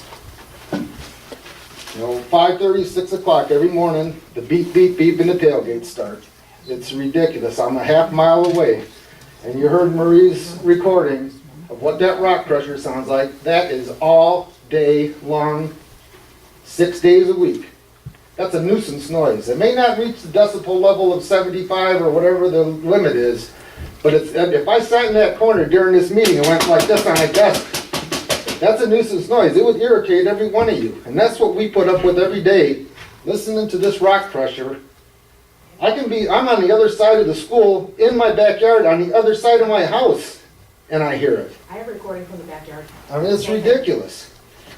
The reason why this whole thing should have never even been approved with, he says it's industrial property. It is industrial property, but the number one thing that it says on our ordinances about industrial property, the purpose of these regulations is to permit the development of industrial operations while protecting abutting rural, residential, and commercial properties from an incompatible use. If there was ever an incompatible use for this township, there is a poster boy right there. Good going, man. I mean, it's ridiculous. This is Chubb Road today. Whitaker said when we pave that road and spend our money on it, he would enforce that dust coming out of there. After I confronted him on it, he says, I never said that. So basically he called me a liar. There it is. This is 2 weeks ago, that concrete crusher, that's dust coming up where you can't see that pile or the conveyor right there. And that right there is the new dirt that you just brought in on 6 Mile. It's supposed to be bringing in clean concrete. Look at that stuff. That is not clean concrete. That's out right on 6 Mile right now. That was taken today. No, it's a joke. It really is. It should have never been approved to begin with. We got approved with a so-called rubber stamp. Because Mr. Horton went in there and hammered on him with Mr. Kalo until the guy said, just stamp it. And the girl stamped it, and he started, That's a lie. that's what you told me. I did not. Came right out of your mouth. You were at my mouth, at my shop, and told me that exact story. Okay, I'm lying. Here, you're calling me a liar again, huh? Just like Whitaker. Whitaker, you and Whitaker calling people a liar when they confront you with the truth.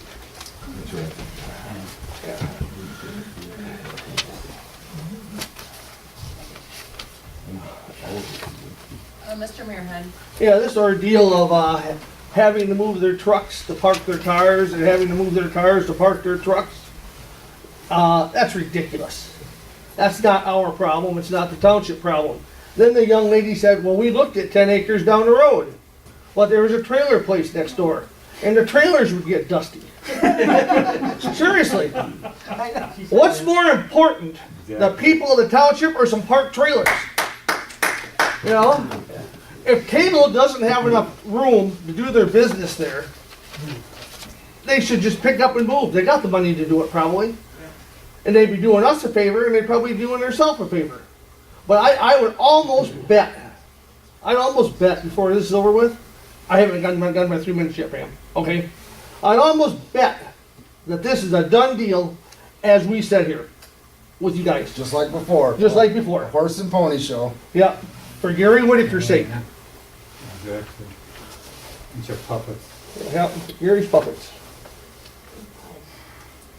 Puppets. Mr. Horton. I'd like to, I realize Mr. Cato is he's in operation right now. But I don't know if you folks know that, but there's exactly the same type of business right next door across the tracks. It doesn't have any restrictions on it whatsoever about work time, about anything.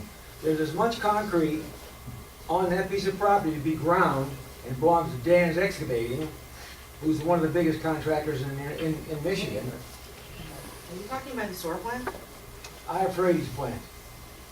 That's on a conditional use. The ones with the big hills built all the way around it so you can't see inside of it. That hasn't been in use in years. It was in use two summers ago. Oh, that's 2 summers ago. I never heard That is not in use, trust me. I'm sorry. I saw it when around.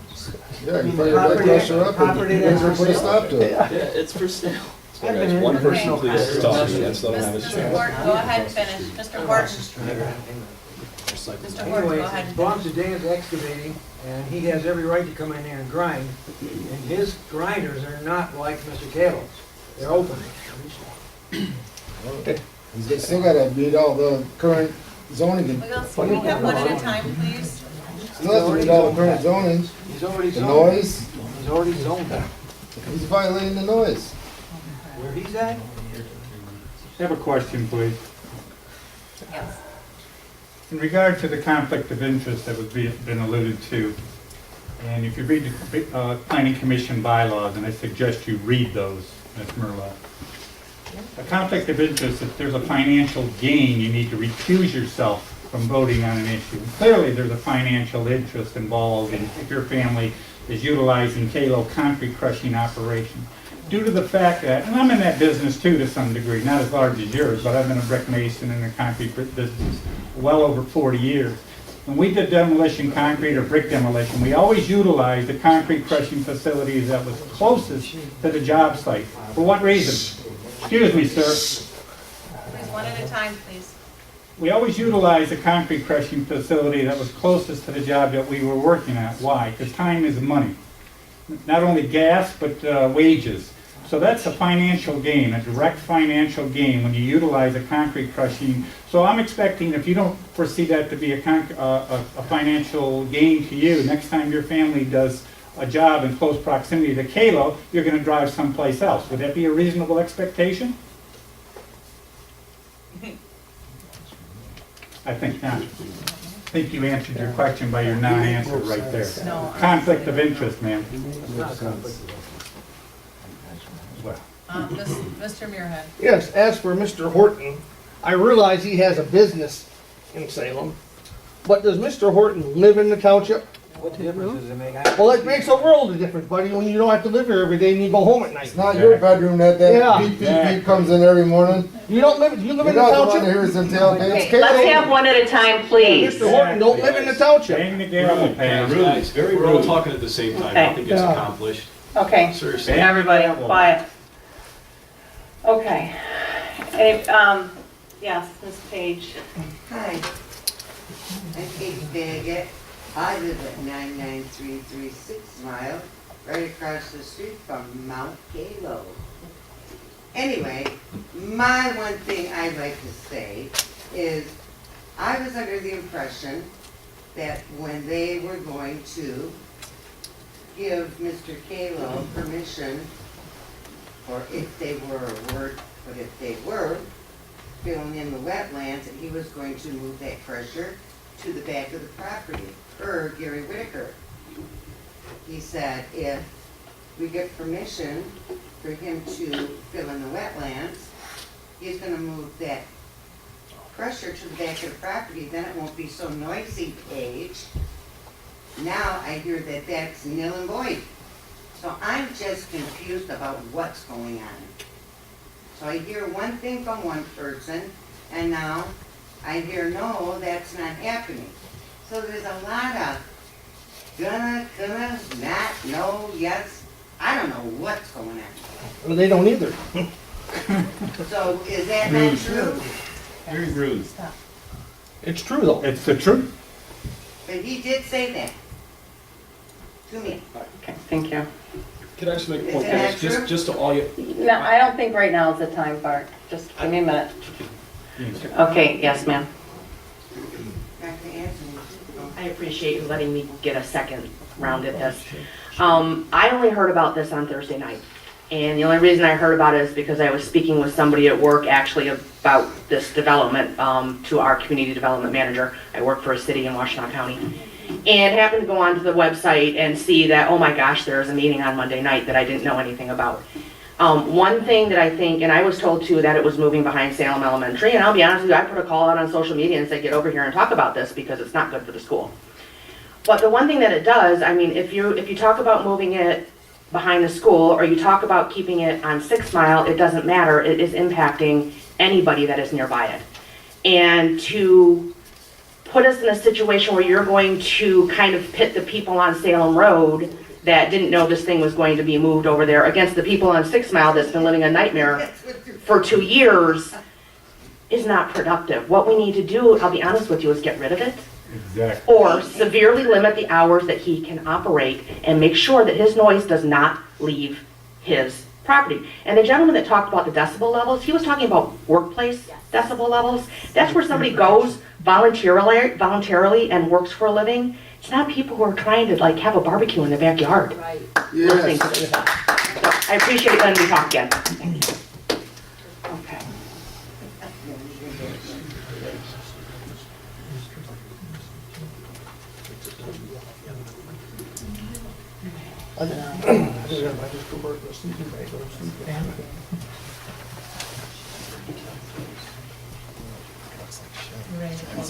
There's more public comment, there's a hand up here.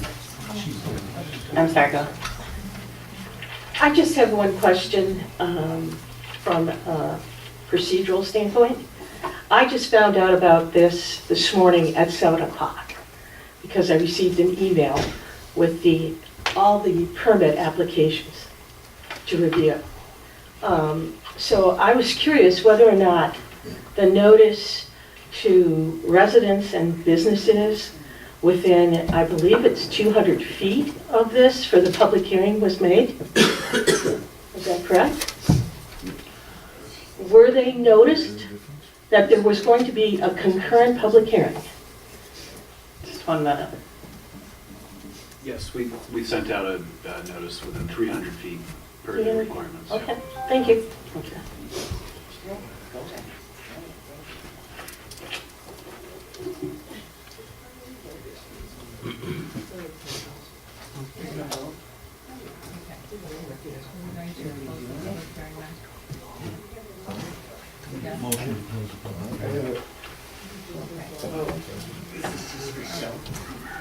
Yes.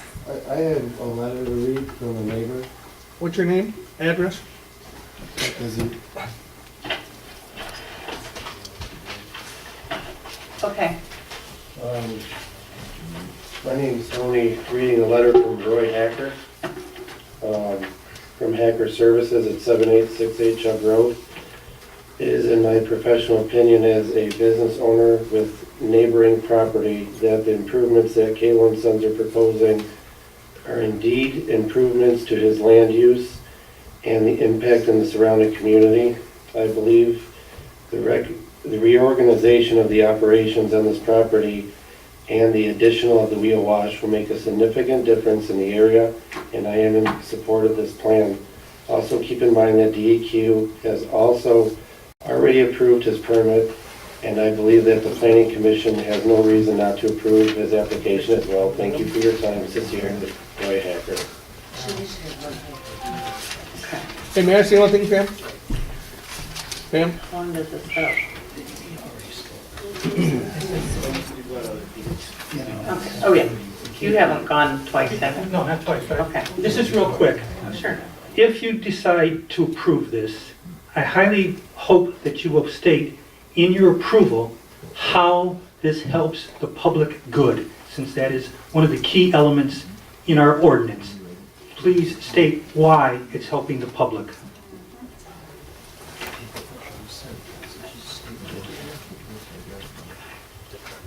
Okay, Mr. Mayorhead. Yes, will the people in the audience be able to see the pictures that letter gave you people? And have you guys all looked at those pictures? These pictures are Yeah, here. and let the people in the audience look at them? They're welcome to. Okay, it tells a lot.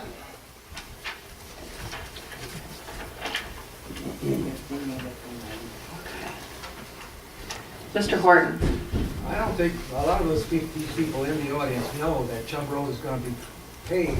sure we do. October of this year, it'll be finished. It'll be a Class A year-round road. 5 mile to Chubb, they 5 mile to Chubb. landfill by the township. 5 mile to Chubb is gonna be. That's not gonna solve the dust problem. Thank you. Yes, sir.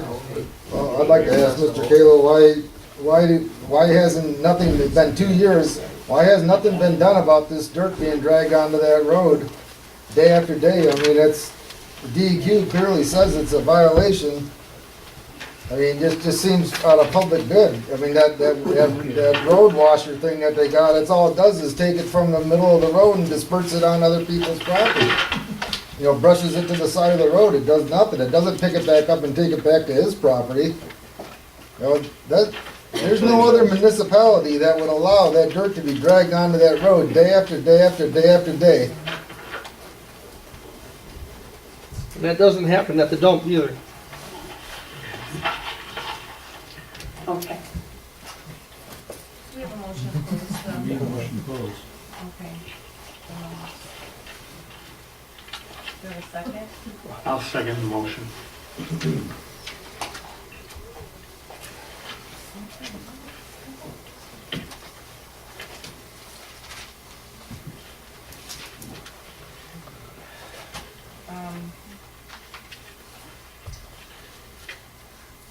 All those in favor of closing the public hearing of Kalo and Sons Wetland Permit File 19-001, say aye. Aye. Opposed? None? Okay. The public hearing is closed at 9:18.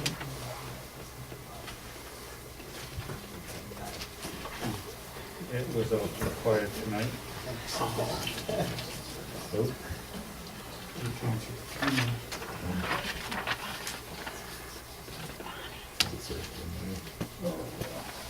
You know the paper.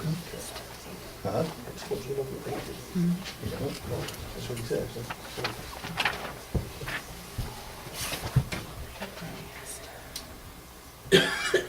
Move on to new business items. Okay.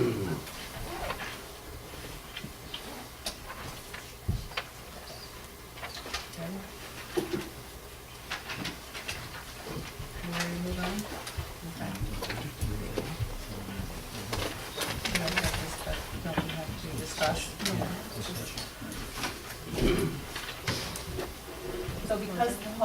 these are combined, the permit for the wetland and the prelim are combined, do we go right to the new business items and discuss everything, or is it? So technically, they're not combined, they would take two separate actions. What the applicant in their wetland application indicated was that they would accept the two permits to go concurrently. In other words, they're foregoing the requirement to act on the wetland permit within 90 days. Instead, you can act on that at such time as you act on the site plan as well. So yes, those items are wrapped up together to the extent that the merits of the site plan affect the need for the permit. I think it, could be discussed together, but I would suggest with regard to the wetland, you would discuss that and the findings that go along with that, and then close out that item, and then move on to the site plan. I don't know that you can talk about them inseparably, though. Right. I know we have to pull them separately. Okay, so now we can discuss the wetland permit. Bart, I know you had some questions.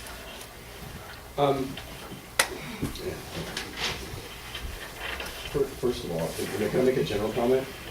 I appreciate this public being educated in what our ordinance says. I appreciate you guys coming to it and calling that stuff out and stating it and doing your homework and coming here prepared. I think it's awesome that people are educated on what they're talking about. It makes everything more productive, so hats off to you. The one part of this I'm contemplating looking at is the opening statement, and Ms. Sherry, thank you very much for pointing out. It is exactly the how is it in public interest. Kayla was pretty much done diligence in going through permits, being very clear what's going on. But this one right here is the stopgap for me. So I'd like to just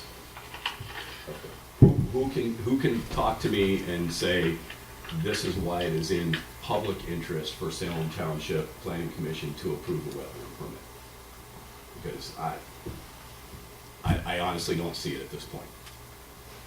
So in that section of the zoning ordinance, section 4.23, it states that in determining whether the activity is in the public interest, the benefit which is reasonably expected to accrue from the property owner, the proposed use shall be balanced against the reasonable foreseeable determinants of the activity to members of the public, taking into consideration the local, state, national concern for the protection and preservation of natural resources from pollution. Can you use your microphone? Oh, sorry, I didn't realize it wasn't turned on.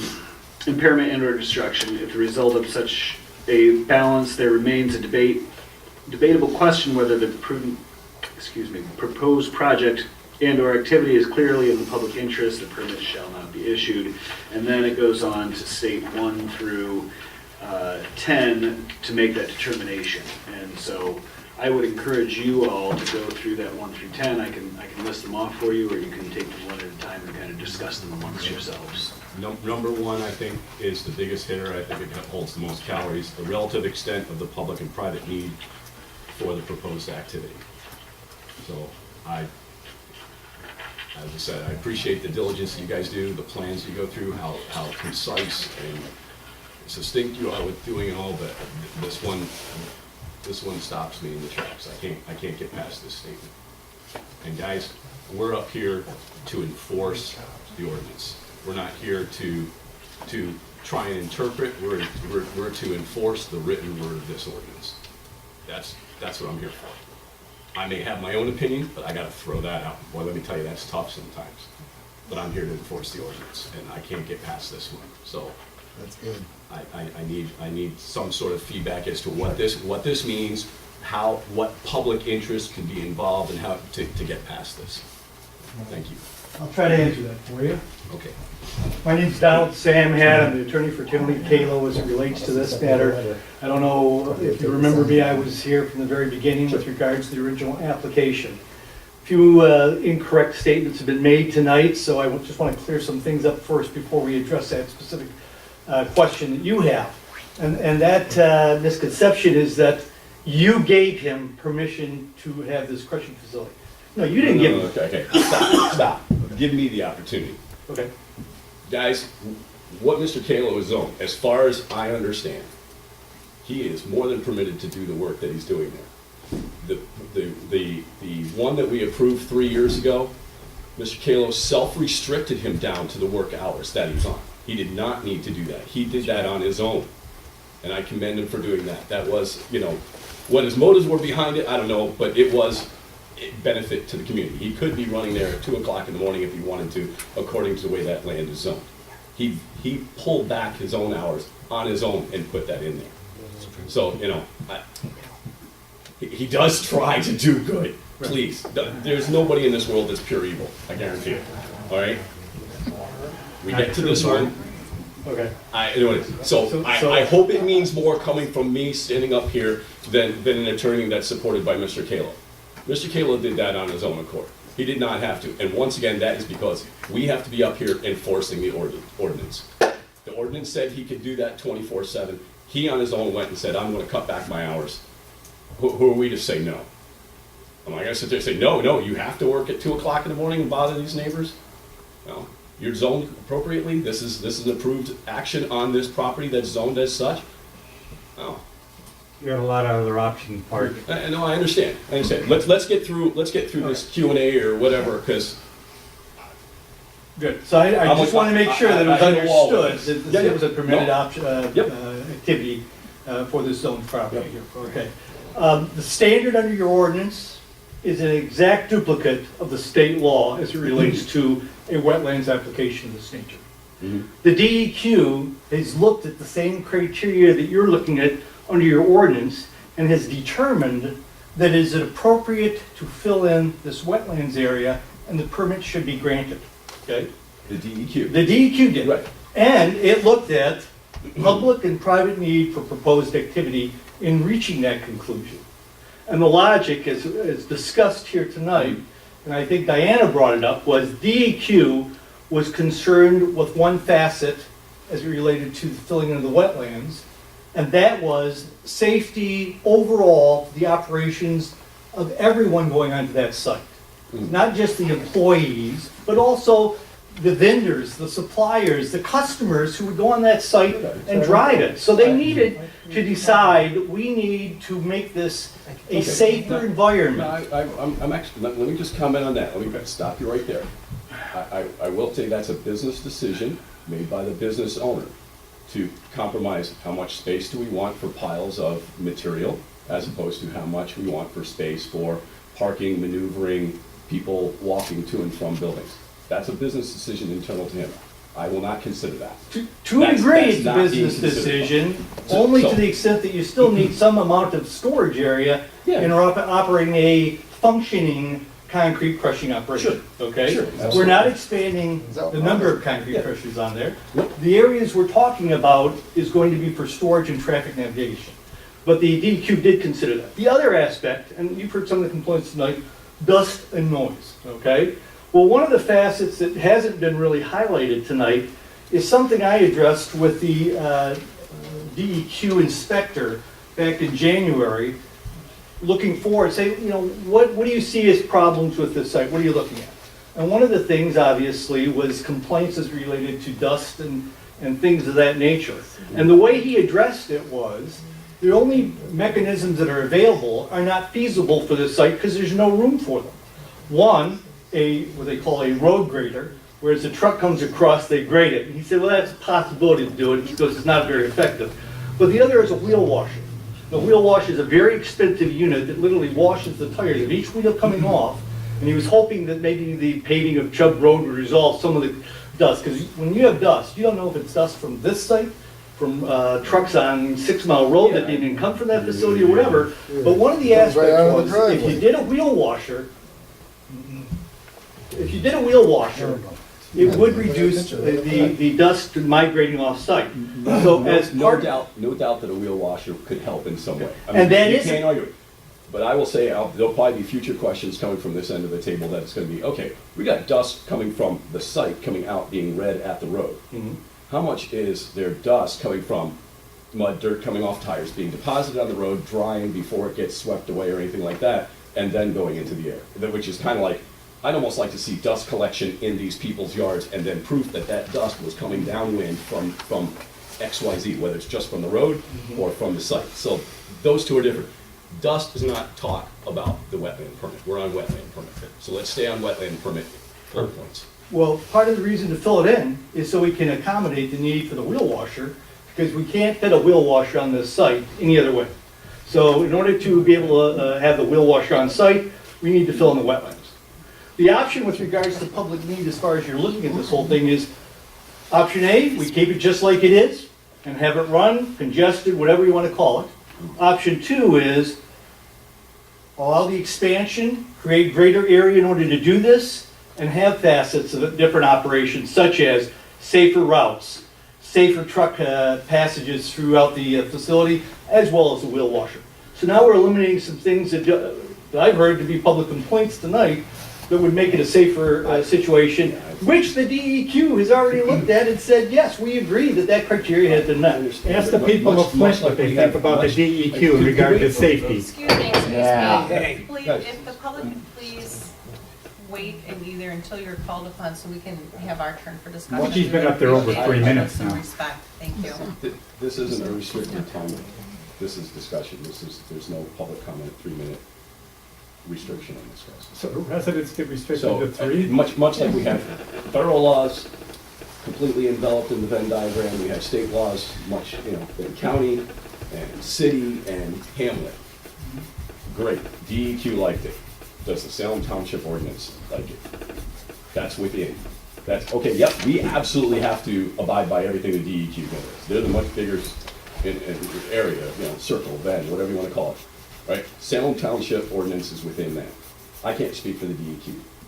So I am really truly back to how, is there a way, do we see a way, does anybody see a way that Salem Township sees this is in the best of public interest? And I see it in the business interest, and I respect that, I understand that. And this is a free country, and we're trying to run our business. But nonetheless, we're here to enforce disciplines. So help me get past that. Well, I understand. I mean, I don't think there's anybody in this township that would sit there and say, yes, we'd love to have this wheel washer if we could prove that it doesn't. But I don't think anybody's gonna sit there and say, yeah, we want a wheel washer for the here and now, whatever, as compared to what the long-term could be at the risk of some sort of wetland change mitigation. Whether it works perfectly or not, what's the public interest? well, all I can tell you is the DEQ looked at that same criteria, Yeah. that same standard, and they concluded that it was in the public best interest to grant the filling in of that.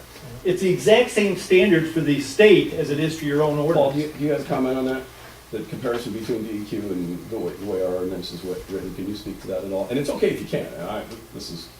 Well, to the extent that they have the same criteria, the township elected to enact your own ordinance so that you could have this discussion. So I would encourage the 7 members of the planning commission to discuss this finding amongst yourselves to come to a conclusion on this one and the 10 other standards here. So I think that, Okay, help me with, let's back out of this and maybe pull into it.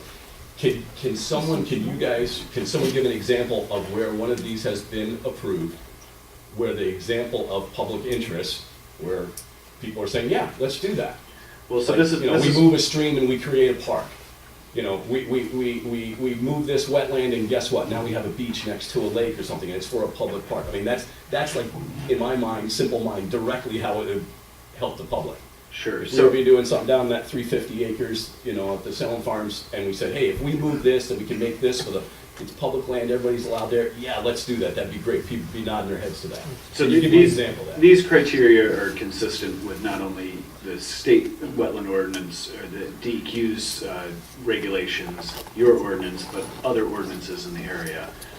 There are innumerable examples of wetlands being filled in for various reasons, whether it's something like you're talking about that is clearly a public project. If you're talking about like a park or something like that, that would be a public project, and it's less likely that that would happen, maybe that's putting a boardwalk or something through.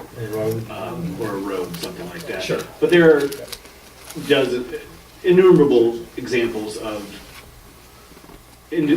private businesses who have gotten wetland permits to expand an operation that is determined to be a viable business, that is clearly a business that's needed or usable within a community. I can't speak to the extent that this particular business is viable. It's been in operation. It's not for you to prove. Yeah, so I guess my answer to your question is, this has happened many times, and so your kind of definition of what the public interest is. I'm trying to define that. Right. I'm trying to define that, really, truly, that's where I'm at. I'm trying to define what Could is certainly public include businesses that are needed in a community, both a local community and a regional area. So I mean, that could be the consideration. Yeah, I mean, yeah, public, I'm gonna say, in my mind, if I read public interest, that's Salem Township We residents. need a concrete crush. And then something else to look at is, just beyond that, is a permit shall not be issued unless it's shown that, and there are 3 different criteria there as well. Madam Chair, if I could address, Pardon me? if I could address the issue of, Sure. of looking for a definition of what the public interest is. Both the state law and our ordinance define a public interest as being a balancing between the benefit to the property owner, in this case, Kalo Construction, versus foreseeable detriment to the public. It's not balancing the benefit to the public versus the benefit to Mr. Kalo. It's balancing the benefit to Kalo Trucking versus any foreseeable detriment to the public. That's what you have to balance. And that's what you use to determine that balancing test, to determine what's in the public interest.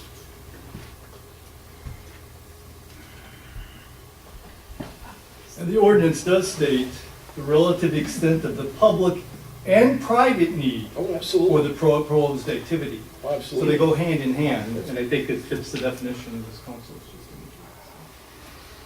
The other thing is the need for a recycling concrete operation facility exists every day. Roads are constantly being torn out and concrete crushed to be used as base. So it's a recycling of these materials that are needed, and it is used widely throughout the public. So there's a need to have facilities like this, even though people may not like living near them. So I absolutely agree with that point as well. Certainly not. But the people living here are gonna make some money, Kalo is. It answers that question, but geez, it's peeling an onion right now. Dan, did you have something? A lot of misstatements have been made here tonight, and I go back to a couple of years ago, and Mr. Kalo has voluntarily agreed to do quite a few things to be a good neighbor. Nobody talks about that. He did street sweeping on 6 Mile. And I've been making it a practice to go down 6 Mile. It's not on my way here, but I've been doing it, and I did it through these storms we've had. 6 Mile is all flooded, and the water from the sides of the road is washing up on the road and bringing all kinds of mud with it. Now, when all these cars that like to drive through Salem Township and all these trucks when that dries out, are throwing that dust all over. It has nothing to do with Mr. Kalo. But we don't talk about that, do we? About how miserable 6 Mile is, because it's a miserable road. It'll be worse when the wetlands fill.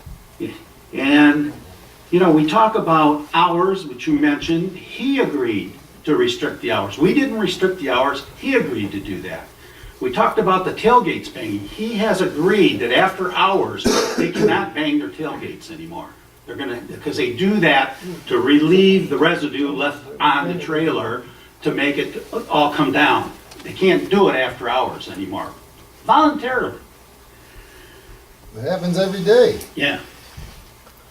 In the wetlands, mitigation, if the mitigation is accomplished within the township, we actually increase the wetlands, according to what I've heard on the figures. That's the only reason I think. Excuse me, we're not at public comment right now. Yeah.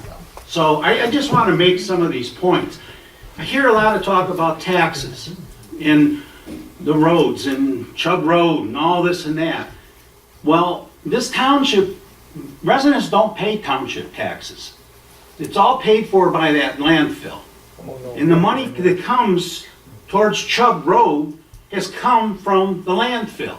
You know, so I just hear our taxes are being used, our taxes are being used. Everybody say that? You know, it's just getting to be awfully tiresome. We've had all kinds of tests over the last several years. He's passed every test. DEQ's been down several times. We've had tests by the school. We got these alarmists to go out and try to scare the people at the school that you got all this pollution and dust coming your way. DEQ came out, tested, passed with flying colors. No, we didn't. This is a violation right here. I never seen that document, so I don't know anything about it. Can I address that violation? Because that's a half truth. Let's just. Yeah. That's a half truth. Yeah. Because that violation It's not was true. It got revoked by the certified mail, DEQ though. because he Township. had- Telling that. Please, if Okay. you cannot control yourself in the public, I'm gonna, He's in- Dan, just give me 1 second, Okay. please.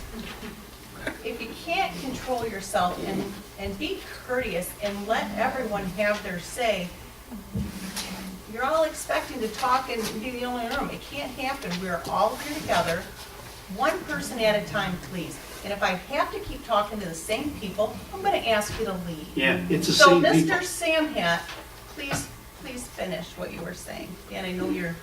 Okay, I got one more point I wanted to make, and he has voluntarily agreed to put in an electric crusher, which is a lot more quiet, okay? And I think we mentioned the wheel washers. He's done an awful lot of things to try to accommodate, gone way beyond what we could have told him to do. And we up here are restricted by our attorneys, our planners, and all the ordinances, all the laws, all the rules from the state, from the county. We have to abide by those. We aren't up here just to say, okay, people don't like Kalo here, so we'll just get rid of Kalo, right? Okay, we'll all vote up here, get rid of Kalo, right? We can't do that. Even though there's a few people out there that like to make people believe we can, we can't. Can you explain that Leonard keeps bringing up the DEQ violation? Can you please explain that to all of us? Yes. On August 2nd, 2018, the DEQ, a Scott Miller, who is an inspector, indicated there was 2 violations. He said that the crushing facility was closer than the required 500-foot setback distance, and there was photographic evidence that there was excessive drop distance of material from the conveyor, creating fugitive dust. A response was issued back by Chip Tokar, pointing out that Mr. Miller misinterpreted the DEQ's own regulations, which resulted in Mr. Miller recanting his position on December 5, 2018, where he said, however, the internal AQD guidance generally considers the setback to be based on the location of the actual crusher itself and not the associated conveyors and screens. The crusher was concluded to be located more than 500 feet away, therefore this alleged violation was considered resolved. So null and void. Null and void, Done. crusher wasn't moved, no problem, It's not this he one. just mismeasured it, Not this okay? As it related to the fugitive dust, the AQD staff actively reported July 30, 2018, evidence of excessive drop distance of material from the conveyor creating fugitive dust. Subsequent drive-by inspections of this facility, with the latest being on November 8th, showed that material piles under the conveyor were large enough that the drop distance had been mitigated and the future dust was no longer being observed. Therefore, this alleged violation was considered to have been adequately addressed by the company and considered resolved. Both we asked them to be removed, but they don't have a policy to remove letters like that, but they backed off by submitting the letter saying there were no violations. So if you keep reading. Madam Chair, can I add one thing to what Mr. Sanders said? Certainly. In addition, there was a response from the Washington County Road Commission and the Township collectively drafted a letter back to Amy from DEQ regarding the dust issue. And again, the DEQ said because Chubb and 5 Mile Roads were going to be paved, that would resolve the dust issue, and so that matter was withdrawn. From the road commission. That was from the Road Commission with the assistance of information. And it was this Mr. Miller who, in conversation with me, has suggested the only other option with regards to dust mitigation from Kalo would be with regards to these wheel washers. So that's where the wheel washer concept came into play.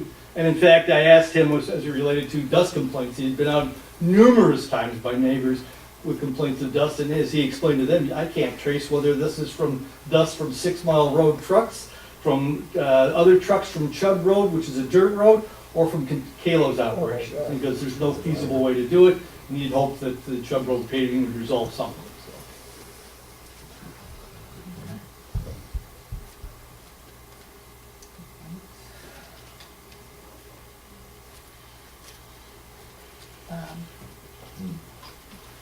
Wetland discussion. I'm making a decision. Okay. This is a pretty hot topic. There's a lot of concerns. There's a lot of concerns with health issues, quality of life, and I would feel comfortable. I can't say yes or no at this point. I'd be comfortable taking a field trip out to the location and looking at it. I need to see things and where they're at, and locations, and positioning of machines, and that's my take on it. I'd like to go out and take a look at it. I didn't have a packet. I can't do anything about the DEQ. I mean, they have the right to issue or not issue permits, but they have. My concern is the mitigation, and I'd like to see it stay in Salem. I really hope they take a good look at the property south of the railroad tracks there to see if they can make that work and keep that within the township instead of, because if they don't find anything in the area that can be used, then it goes out of the township and it's not a plus for us then at all then. I keep thinking and looking at the maps and that in the property south of the tracks is to me, I'm hoping that it will work for them when they really take a good look at it and see. And then as far as any other place in the township to go move to, just to take that one operation someplace else, I don't see it's a benefit at all anywhere. Let's go over on Curtis Road for you. I've moved on territorial in the USD. There you go. There you go. Exactly. Right off the freeway, boom. I'm a lot closer than you, Wayne. There you go. Okay, thank you. Well, there's just so much information and data here, I kind of agree with we need to look at it and see for ourselves what we're looking at, but at the same time, I need a little more studying as far as the 10 points we had law versus where's the benefit of are we improving the water system or equal or less the water system? And is there improvements that can be made to the existing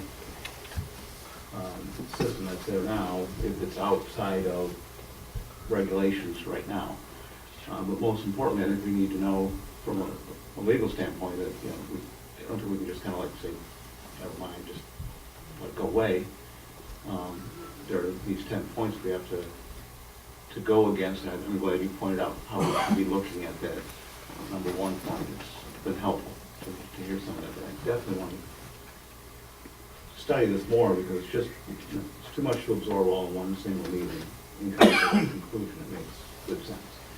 As it relates to wetlands, the dust, everything else is obviously the other part as it relates to wetland mitigation. Of course, I agree with you, Darrell. It's that if at all possible, even at a greater expense, it should be to the benefit of the township, kept in the township. Again, somebody's got more knowledge of that than I do. But the reality is, I know we're all in wells here, so if it's to our benefit to make sure it's mitigated within the township, then every effort, even at a greater expense, should be explored. Jay? I have a lot of questions, and I just think it's too late in the night to start going through my individual questions because it could take a while. Why don't you throw a couple out because we've got a lot of people here. And I mean, I they're all have being concerns paid. about the runoff and pollution into Johnson Creek and what those piles mean. When I first heard about the plan, I was excited to hear that the crusher was gonna be moved because then it would be away from people more, and then that the piles were gonna be moved, so we wouldn't see the concrete piles from 6 Mile. Put it back behind the scrub wetland area, which I've seen, it's mostly just scrub and kind of scraggly trees. But with it not being moved, then it puts, I've got a lot of questions about how is it in the public good. I saw public good for what it was gonna be. Moving, it was still gonna be 3/4 of a mile away from the school about, so it's not like it was right in the backyard of the school. It's a half a mile from me, just FYI, as it stands right now, because I did a line draw on GIS, it's exactly half a mile from across the street from the school, now. So there's a lot of questions now that the plan has changed and seeing how it's in the public good. Art, did you have any additional questions? Just With on- the wetland on permit. the development plan, the next point of interest in our agenda. The development plan is contingent upon the approval of the wetland permit, correct? Because the wetland permit is for this zone, for this area, for everything on down. So one before the other here, right?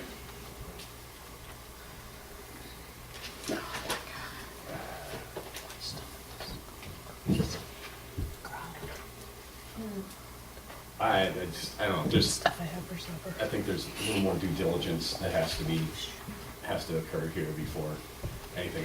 Now, I'm not saying that Mr., how do you pronounce this, C-W-I-K, Quick? Swick. yes. Swick, okay. I'm not saying Mr. Swick has any proof of, yes, we'll get worse flooding or anything downstream. Please bear with me in this. I understand your concern. It may be spot on, but I'm a show me the data type of guy. I mean, but things like that, when you consider it, I'm not saying this is the exact one, but things like that, when you sit there and go, hey, is there anything else we have to look at here? I'm a believer that if the DEQ puts out these requirements for what a wetland has to be and how it has to behave and proximity to this, that, and the other, that they've done their homework and they understand. It meets those requirements, fine. I think I just like to understand a little bit better about, possibly some other risks. I did like your, it'd be interesting if we forced people to do these things upstream. That would, that'd be kind of interesting. But I'm just going to stay right now on how this, and it is public and private. You have to look at the advantages that the private or business individual has, and you also have to look at how it outweighs or balances against the public. So I'm going to kind of stand the ground that right now it hasn't been proven to me that there's enough in the public interest, or possibly there isn't enough. There may be some risk here that we've overseen or not considered and looked at. And I'd like to just step back and take a look at those a little closer. Dan. One of the things that kept going through my mind through this presentation, the most critical piece here is the wetland mitigation. That thing is something that maybe Planning Commission needs to take a look at that part, because I think it's pretty important to the township that we do it right, and I think it can be done right from what I hear. It's possible, just take just a little bit more work. Other than that, I mean, I see where the runoff situation has been improved with the new plan. The DEQ says so, and it's looks pretty good to me as far as the plant species and everything that has been presented here tonight to try to, duplicate what the wetland is, the proper growth, different plants and whatnot that are environmentally friendly. Sounds good to me, I think the mitigation thing is one of the things we need to concentrate. A lot of the other stuff I've heard, a lot of opinions tonight. I kind of like to rely on facts and data and laws. And I think that's what's going to guide me in my decision. And I think it sounds like the Planning Commission wants to have a little bit more time to digest all of this. That's where I'm gonna be coming from. Not the motivations of some people, either politically or because they're in close proximity that they just don't like it. It's not a good enough excuse. You gotta follow what the state says, what the county says, what our rules and our zoning and planning and everything says and tells us to do. We have professionals in our planner. We follow that advice. We try to do the right thing. We are all residents of the township. I'm a resident. I care about what happens. I want the right thing to be done. There's been accusations about some of us up here that are untrue, but I'm not gonna belabor you with that stuff. It's not important. But we'll do the best job we can do.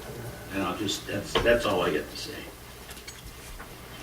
Okay, a couple things.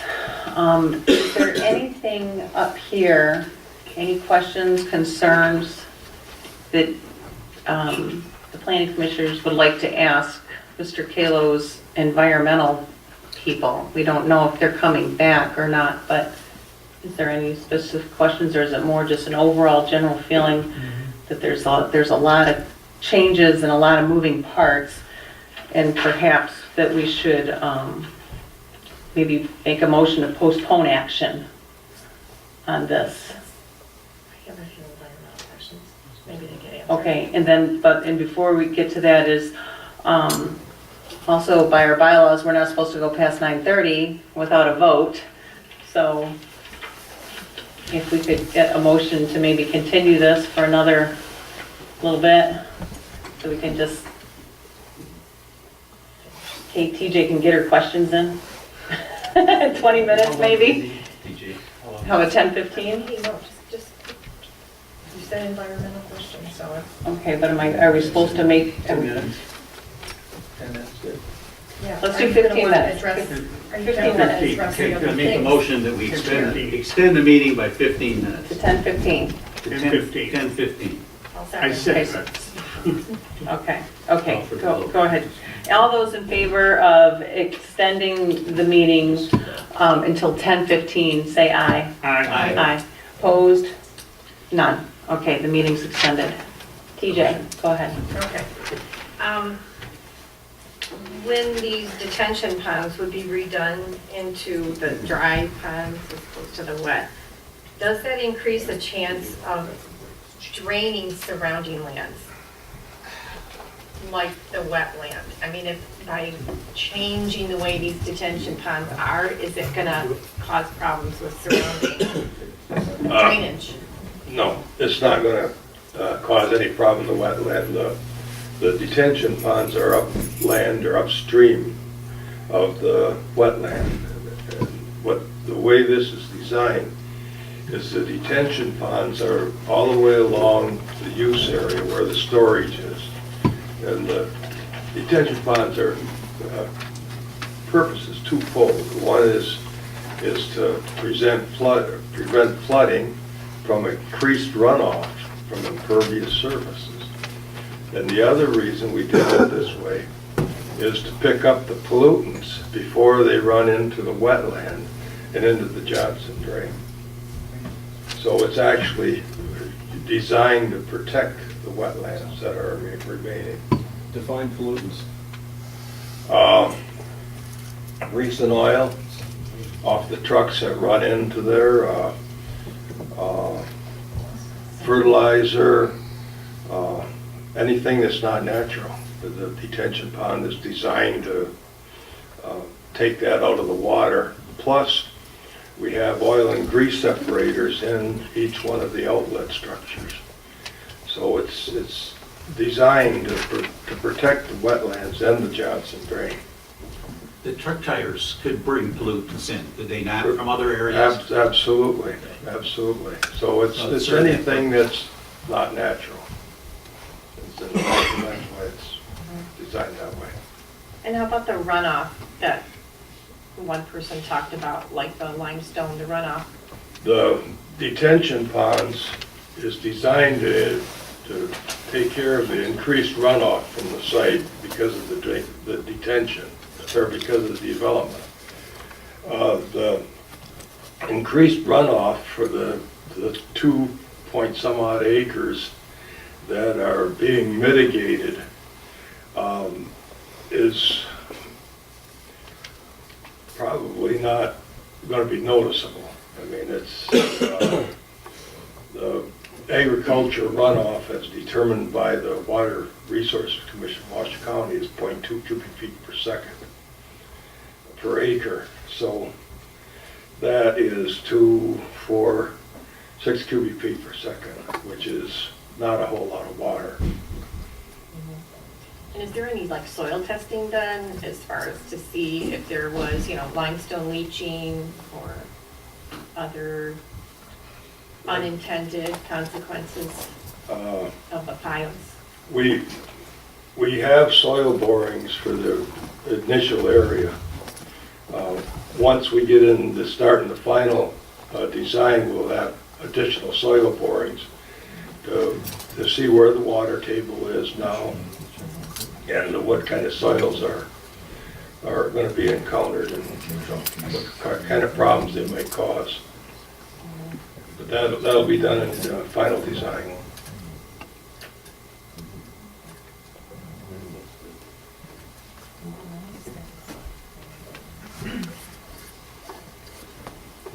Any other clarifications or questions you guys have needed?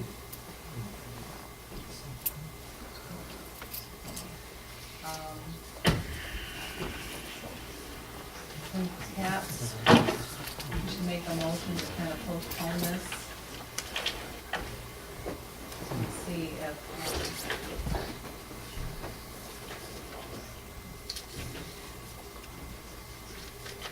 I think a lot of the, there are a lot of questions, a lot of things have changed in the reports, in a number of the reports, so,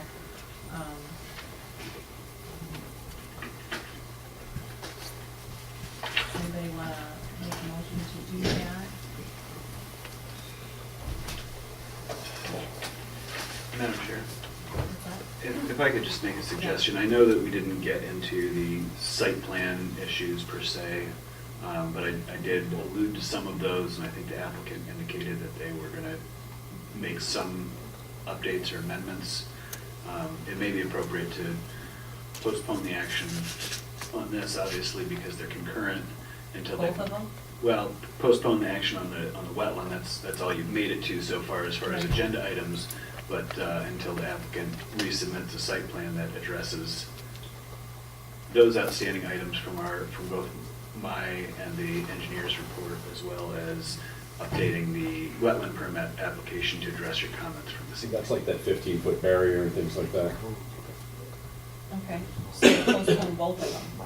Well, I'm suggesting you postpone this based on, until they resubmit the application, the site plan, as well as addressing the, Postpone the whole issue.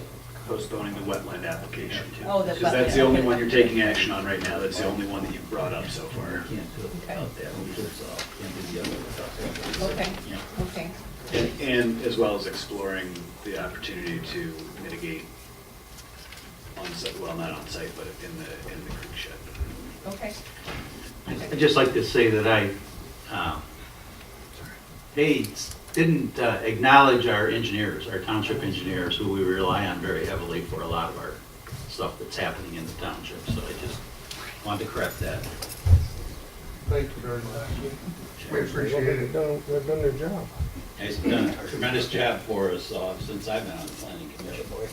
Yeah, that's your opinion.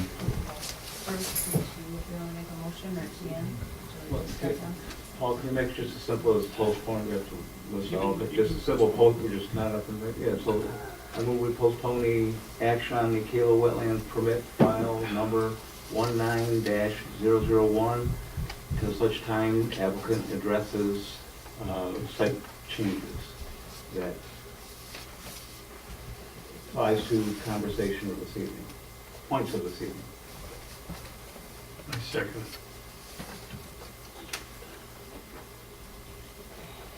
All those in favor of postponing action on the Kalo and Sons Wetland Permit, file number 19-001, until they can resubmit their site plan that addresses all the outstanding site plan issues,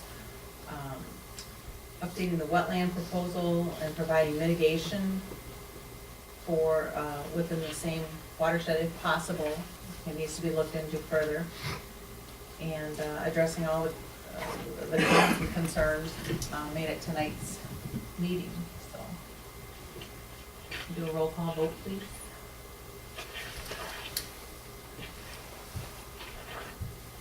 Bart Kahn?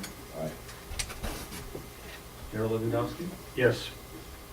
TJ McLaughlin? Yes. Pam Malone? Yes. Bruce Reed? Yes. Bob Griswold? Yes. And Dan Boyer? Yes.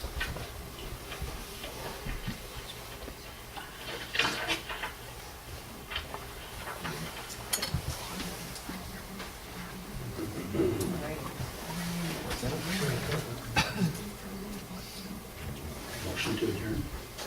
Public hearing. No, can we do the minutes? Pam, What's that? can we vote on the minutes from last year? Yes, Approve let's the- go to the minutes. Get them out of the way. I make a motion to approve the minutes of December 17th, 2018 as submitted. Second. All those in favor of approving the minutes of December 17th, 2018, say aye. Aye. Opposed? None. So you did have a number of other items on the agenda. Yeah. So you could maybe make a motion to postpone all the other items as well. Okay, Since they're on the agenda, you should take action. Time for public comment. so, Dan, But you still probably, to postpone those. Okay, I make a motion to postpone 8B, 2019 annual report, 8C, 2019 planning priorities. Keep going down the list. and 8A. And they did, yeah. 8A. Okay, I did, Cable and Sons preliminary site plan, 8A. These with all of them. Okay, file number 18004. We'll postpone all old business items, report of the commissions, board of trustees, zoning board of appeals, land preservation and conservation planning. Nope, we're good with that. We're good with the approval of minutes, and that's it. We're good to public comment, yeah. Do we have to vote on this? Vote on the motion first. Second.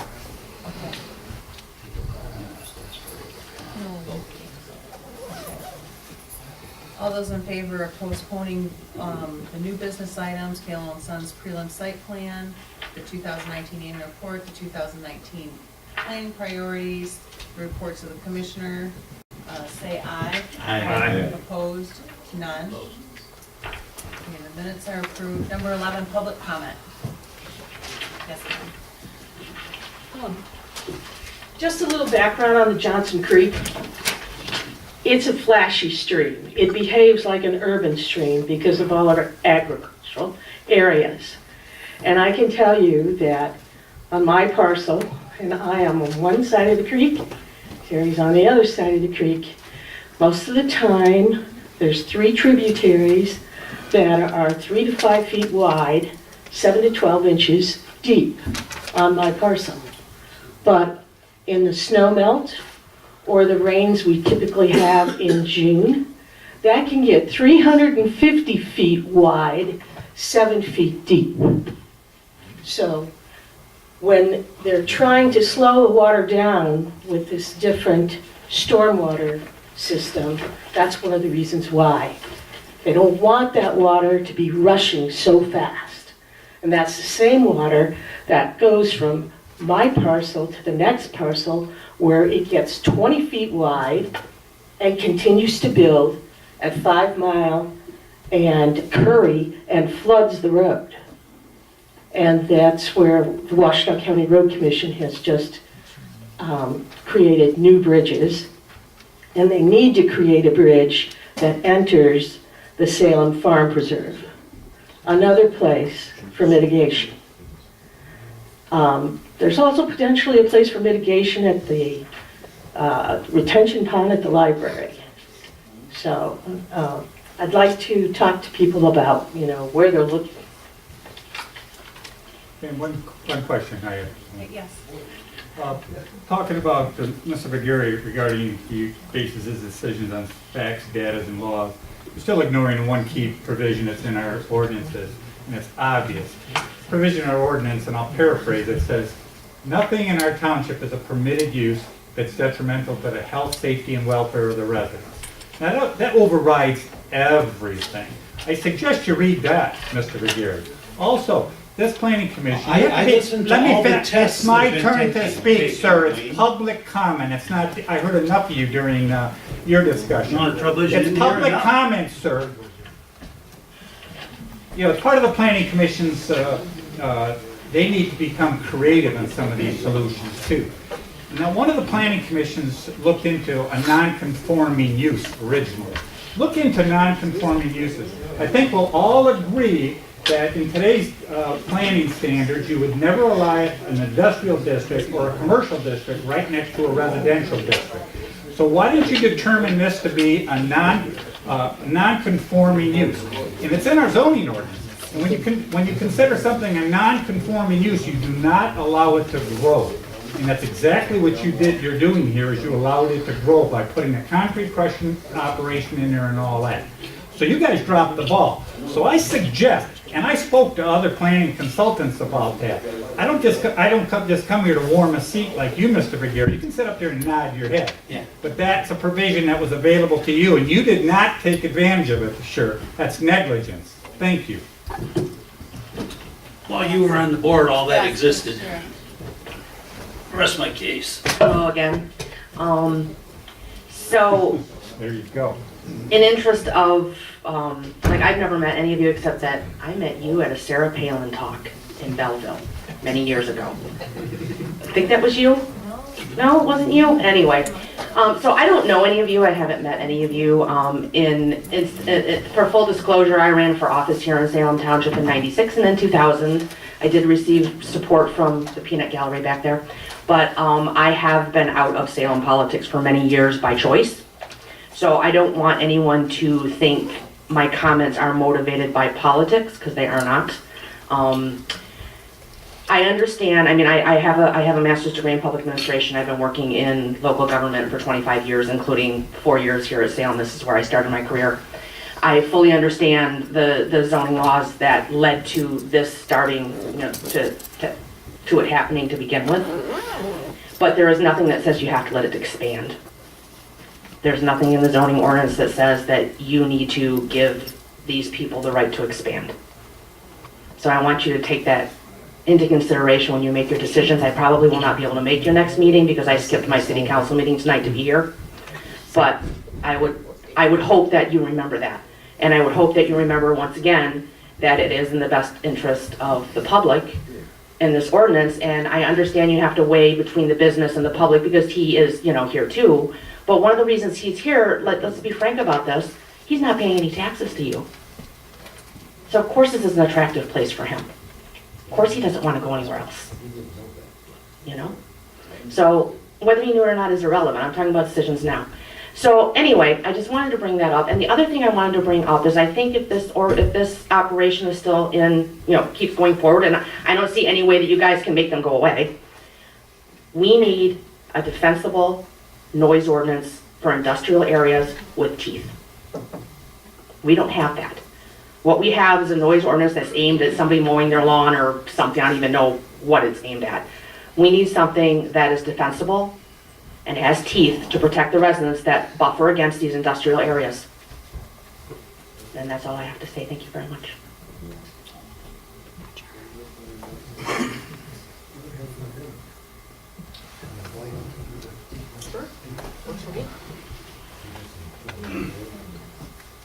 Yes, we do. You're right. And it would be nice if they were gone. Yep, just one second. Me too. Just want to break down what she said. My understanding is there's certain people that are afraid of him. Yes, sir. I have read this thing 10 times. 17%. Yes, my name is Tim Hampton.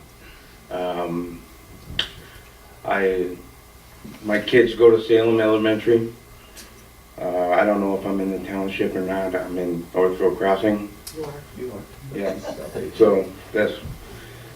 So I work for Taylor and Son, and I've been through these wetlands. I'm the guy that sweeps the road for Taylor. Thank you. And I put piles and piles of dirt back into our yard. It may not look like it, but it's impossible to get everything up. He has spent over $200,000 on that alone, okay? Trying to get the dirt back into his yard. And it's not all from his yard, okay? I've seen trucks coming up and down, trash trucks. And you want to talk about roads? It's trash trucks. I actually worked for Advanced Disposal. So I know those trucks are heavy. And there's no weight limit on those trucks. And the river. Have you ever walked by the river down there? The whole lot of it? It's pretty dirty. There's a lot of trash. And like, north of 6 miles, way up there. Okay? I've seen cups floating down the river. I've seen all kinds of stuff. I mean, I'm right there next to the river when I go by it. Okay, up and down. I go up and down this road probably maybe about 40 times a day because I'm sweeping the road. That's not on him. I got logs that say that I'm out there the hours and hours. And you guys are like picking on this guy, and he's employing me and 140 other people that live around this neighborhood, okay, that provides my family with money. And he's actually proposing to make it a better place. You want to talk about helping the community?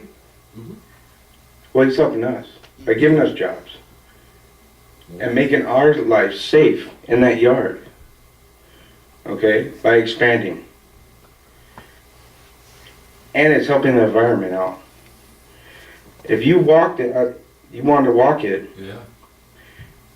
I walked it. I've been deep in that stuff, okay? Because we walk it, because I'm in the yard, and we pick up the trash along 6 Mile and along Chubb Road that all the cars leave. I mean, I've seen Jackie's trucks throw garbage out. I've seen cars on 6 Mile throw garbage out.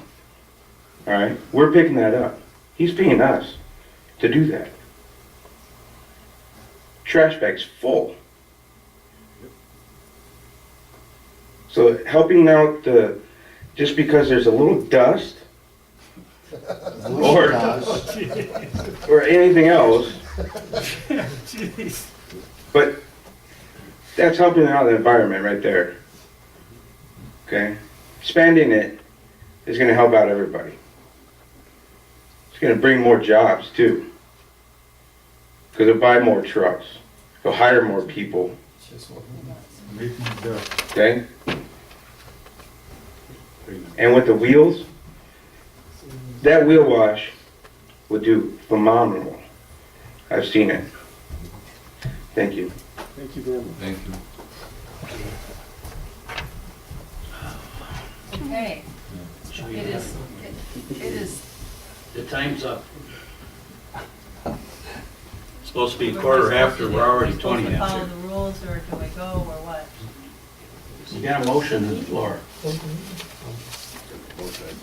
We're a quarter after. You're beyond the time. Yeah, make a motion to adjourn. Isn't that something?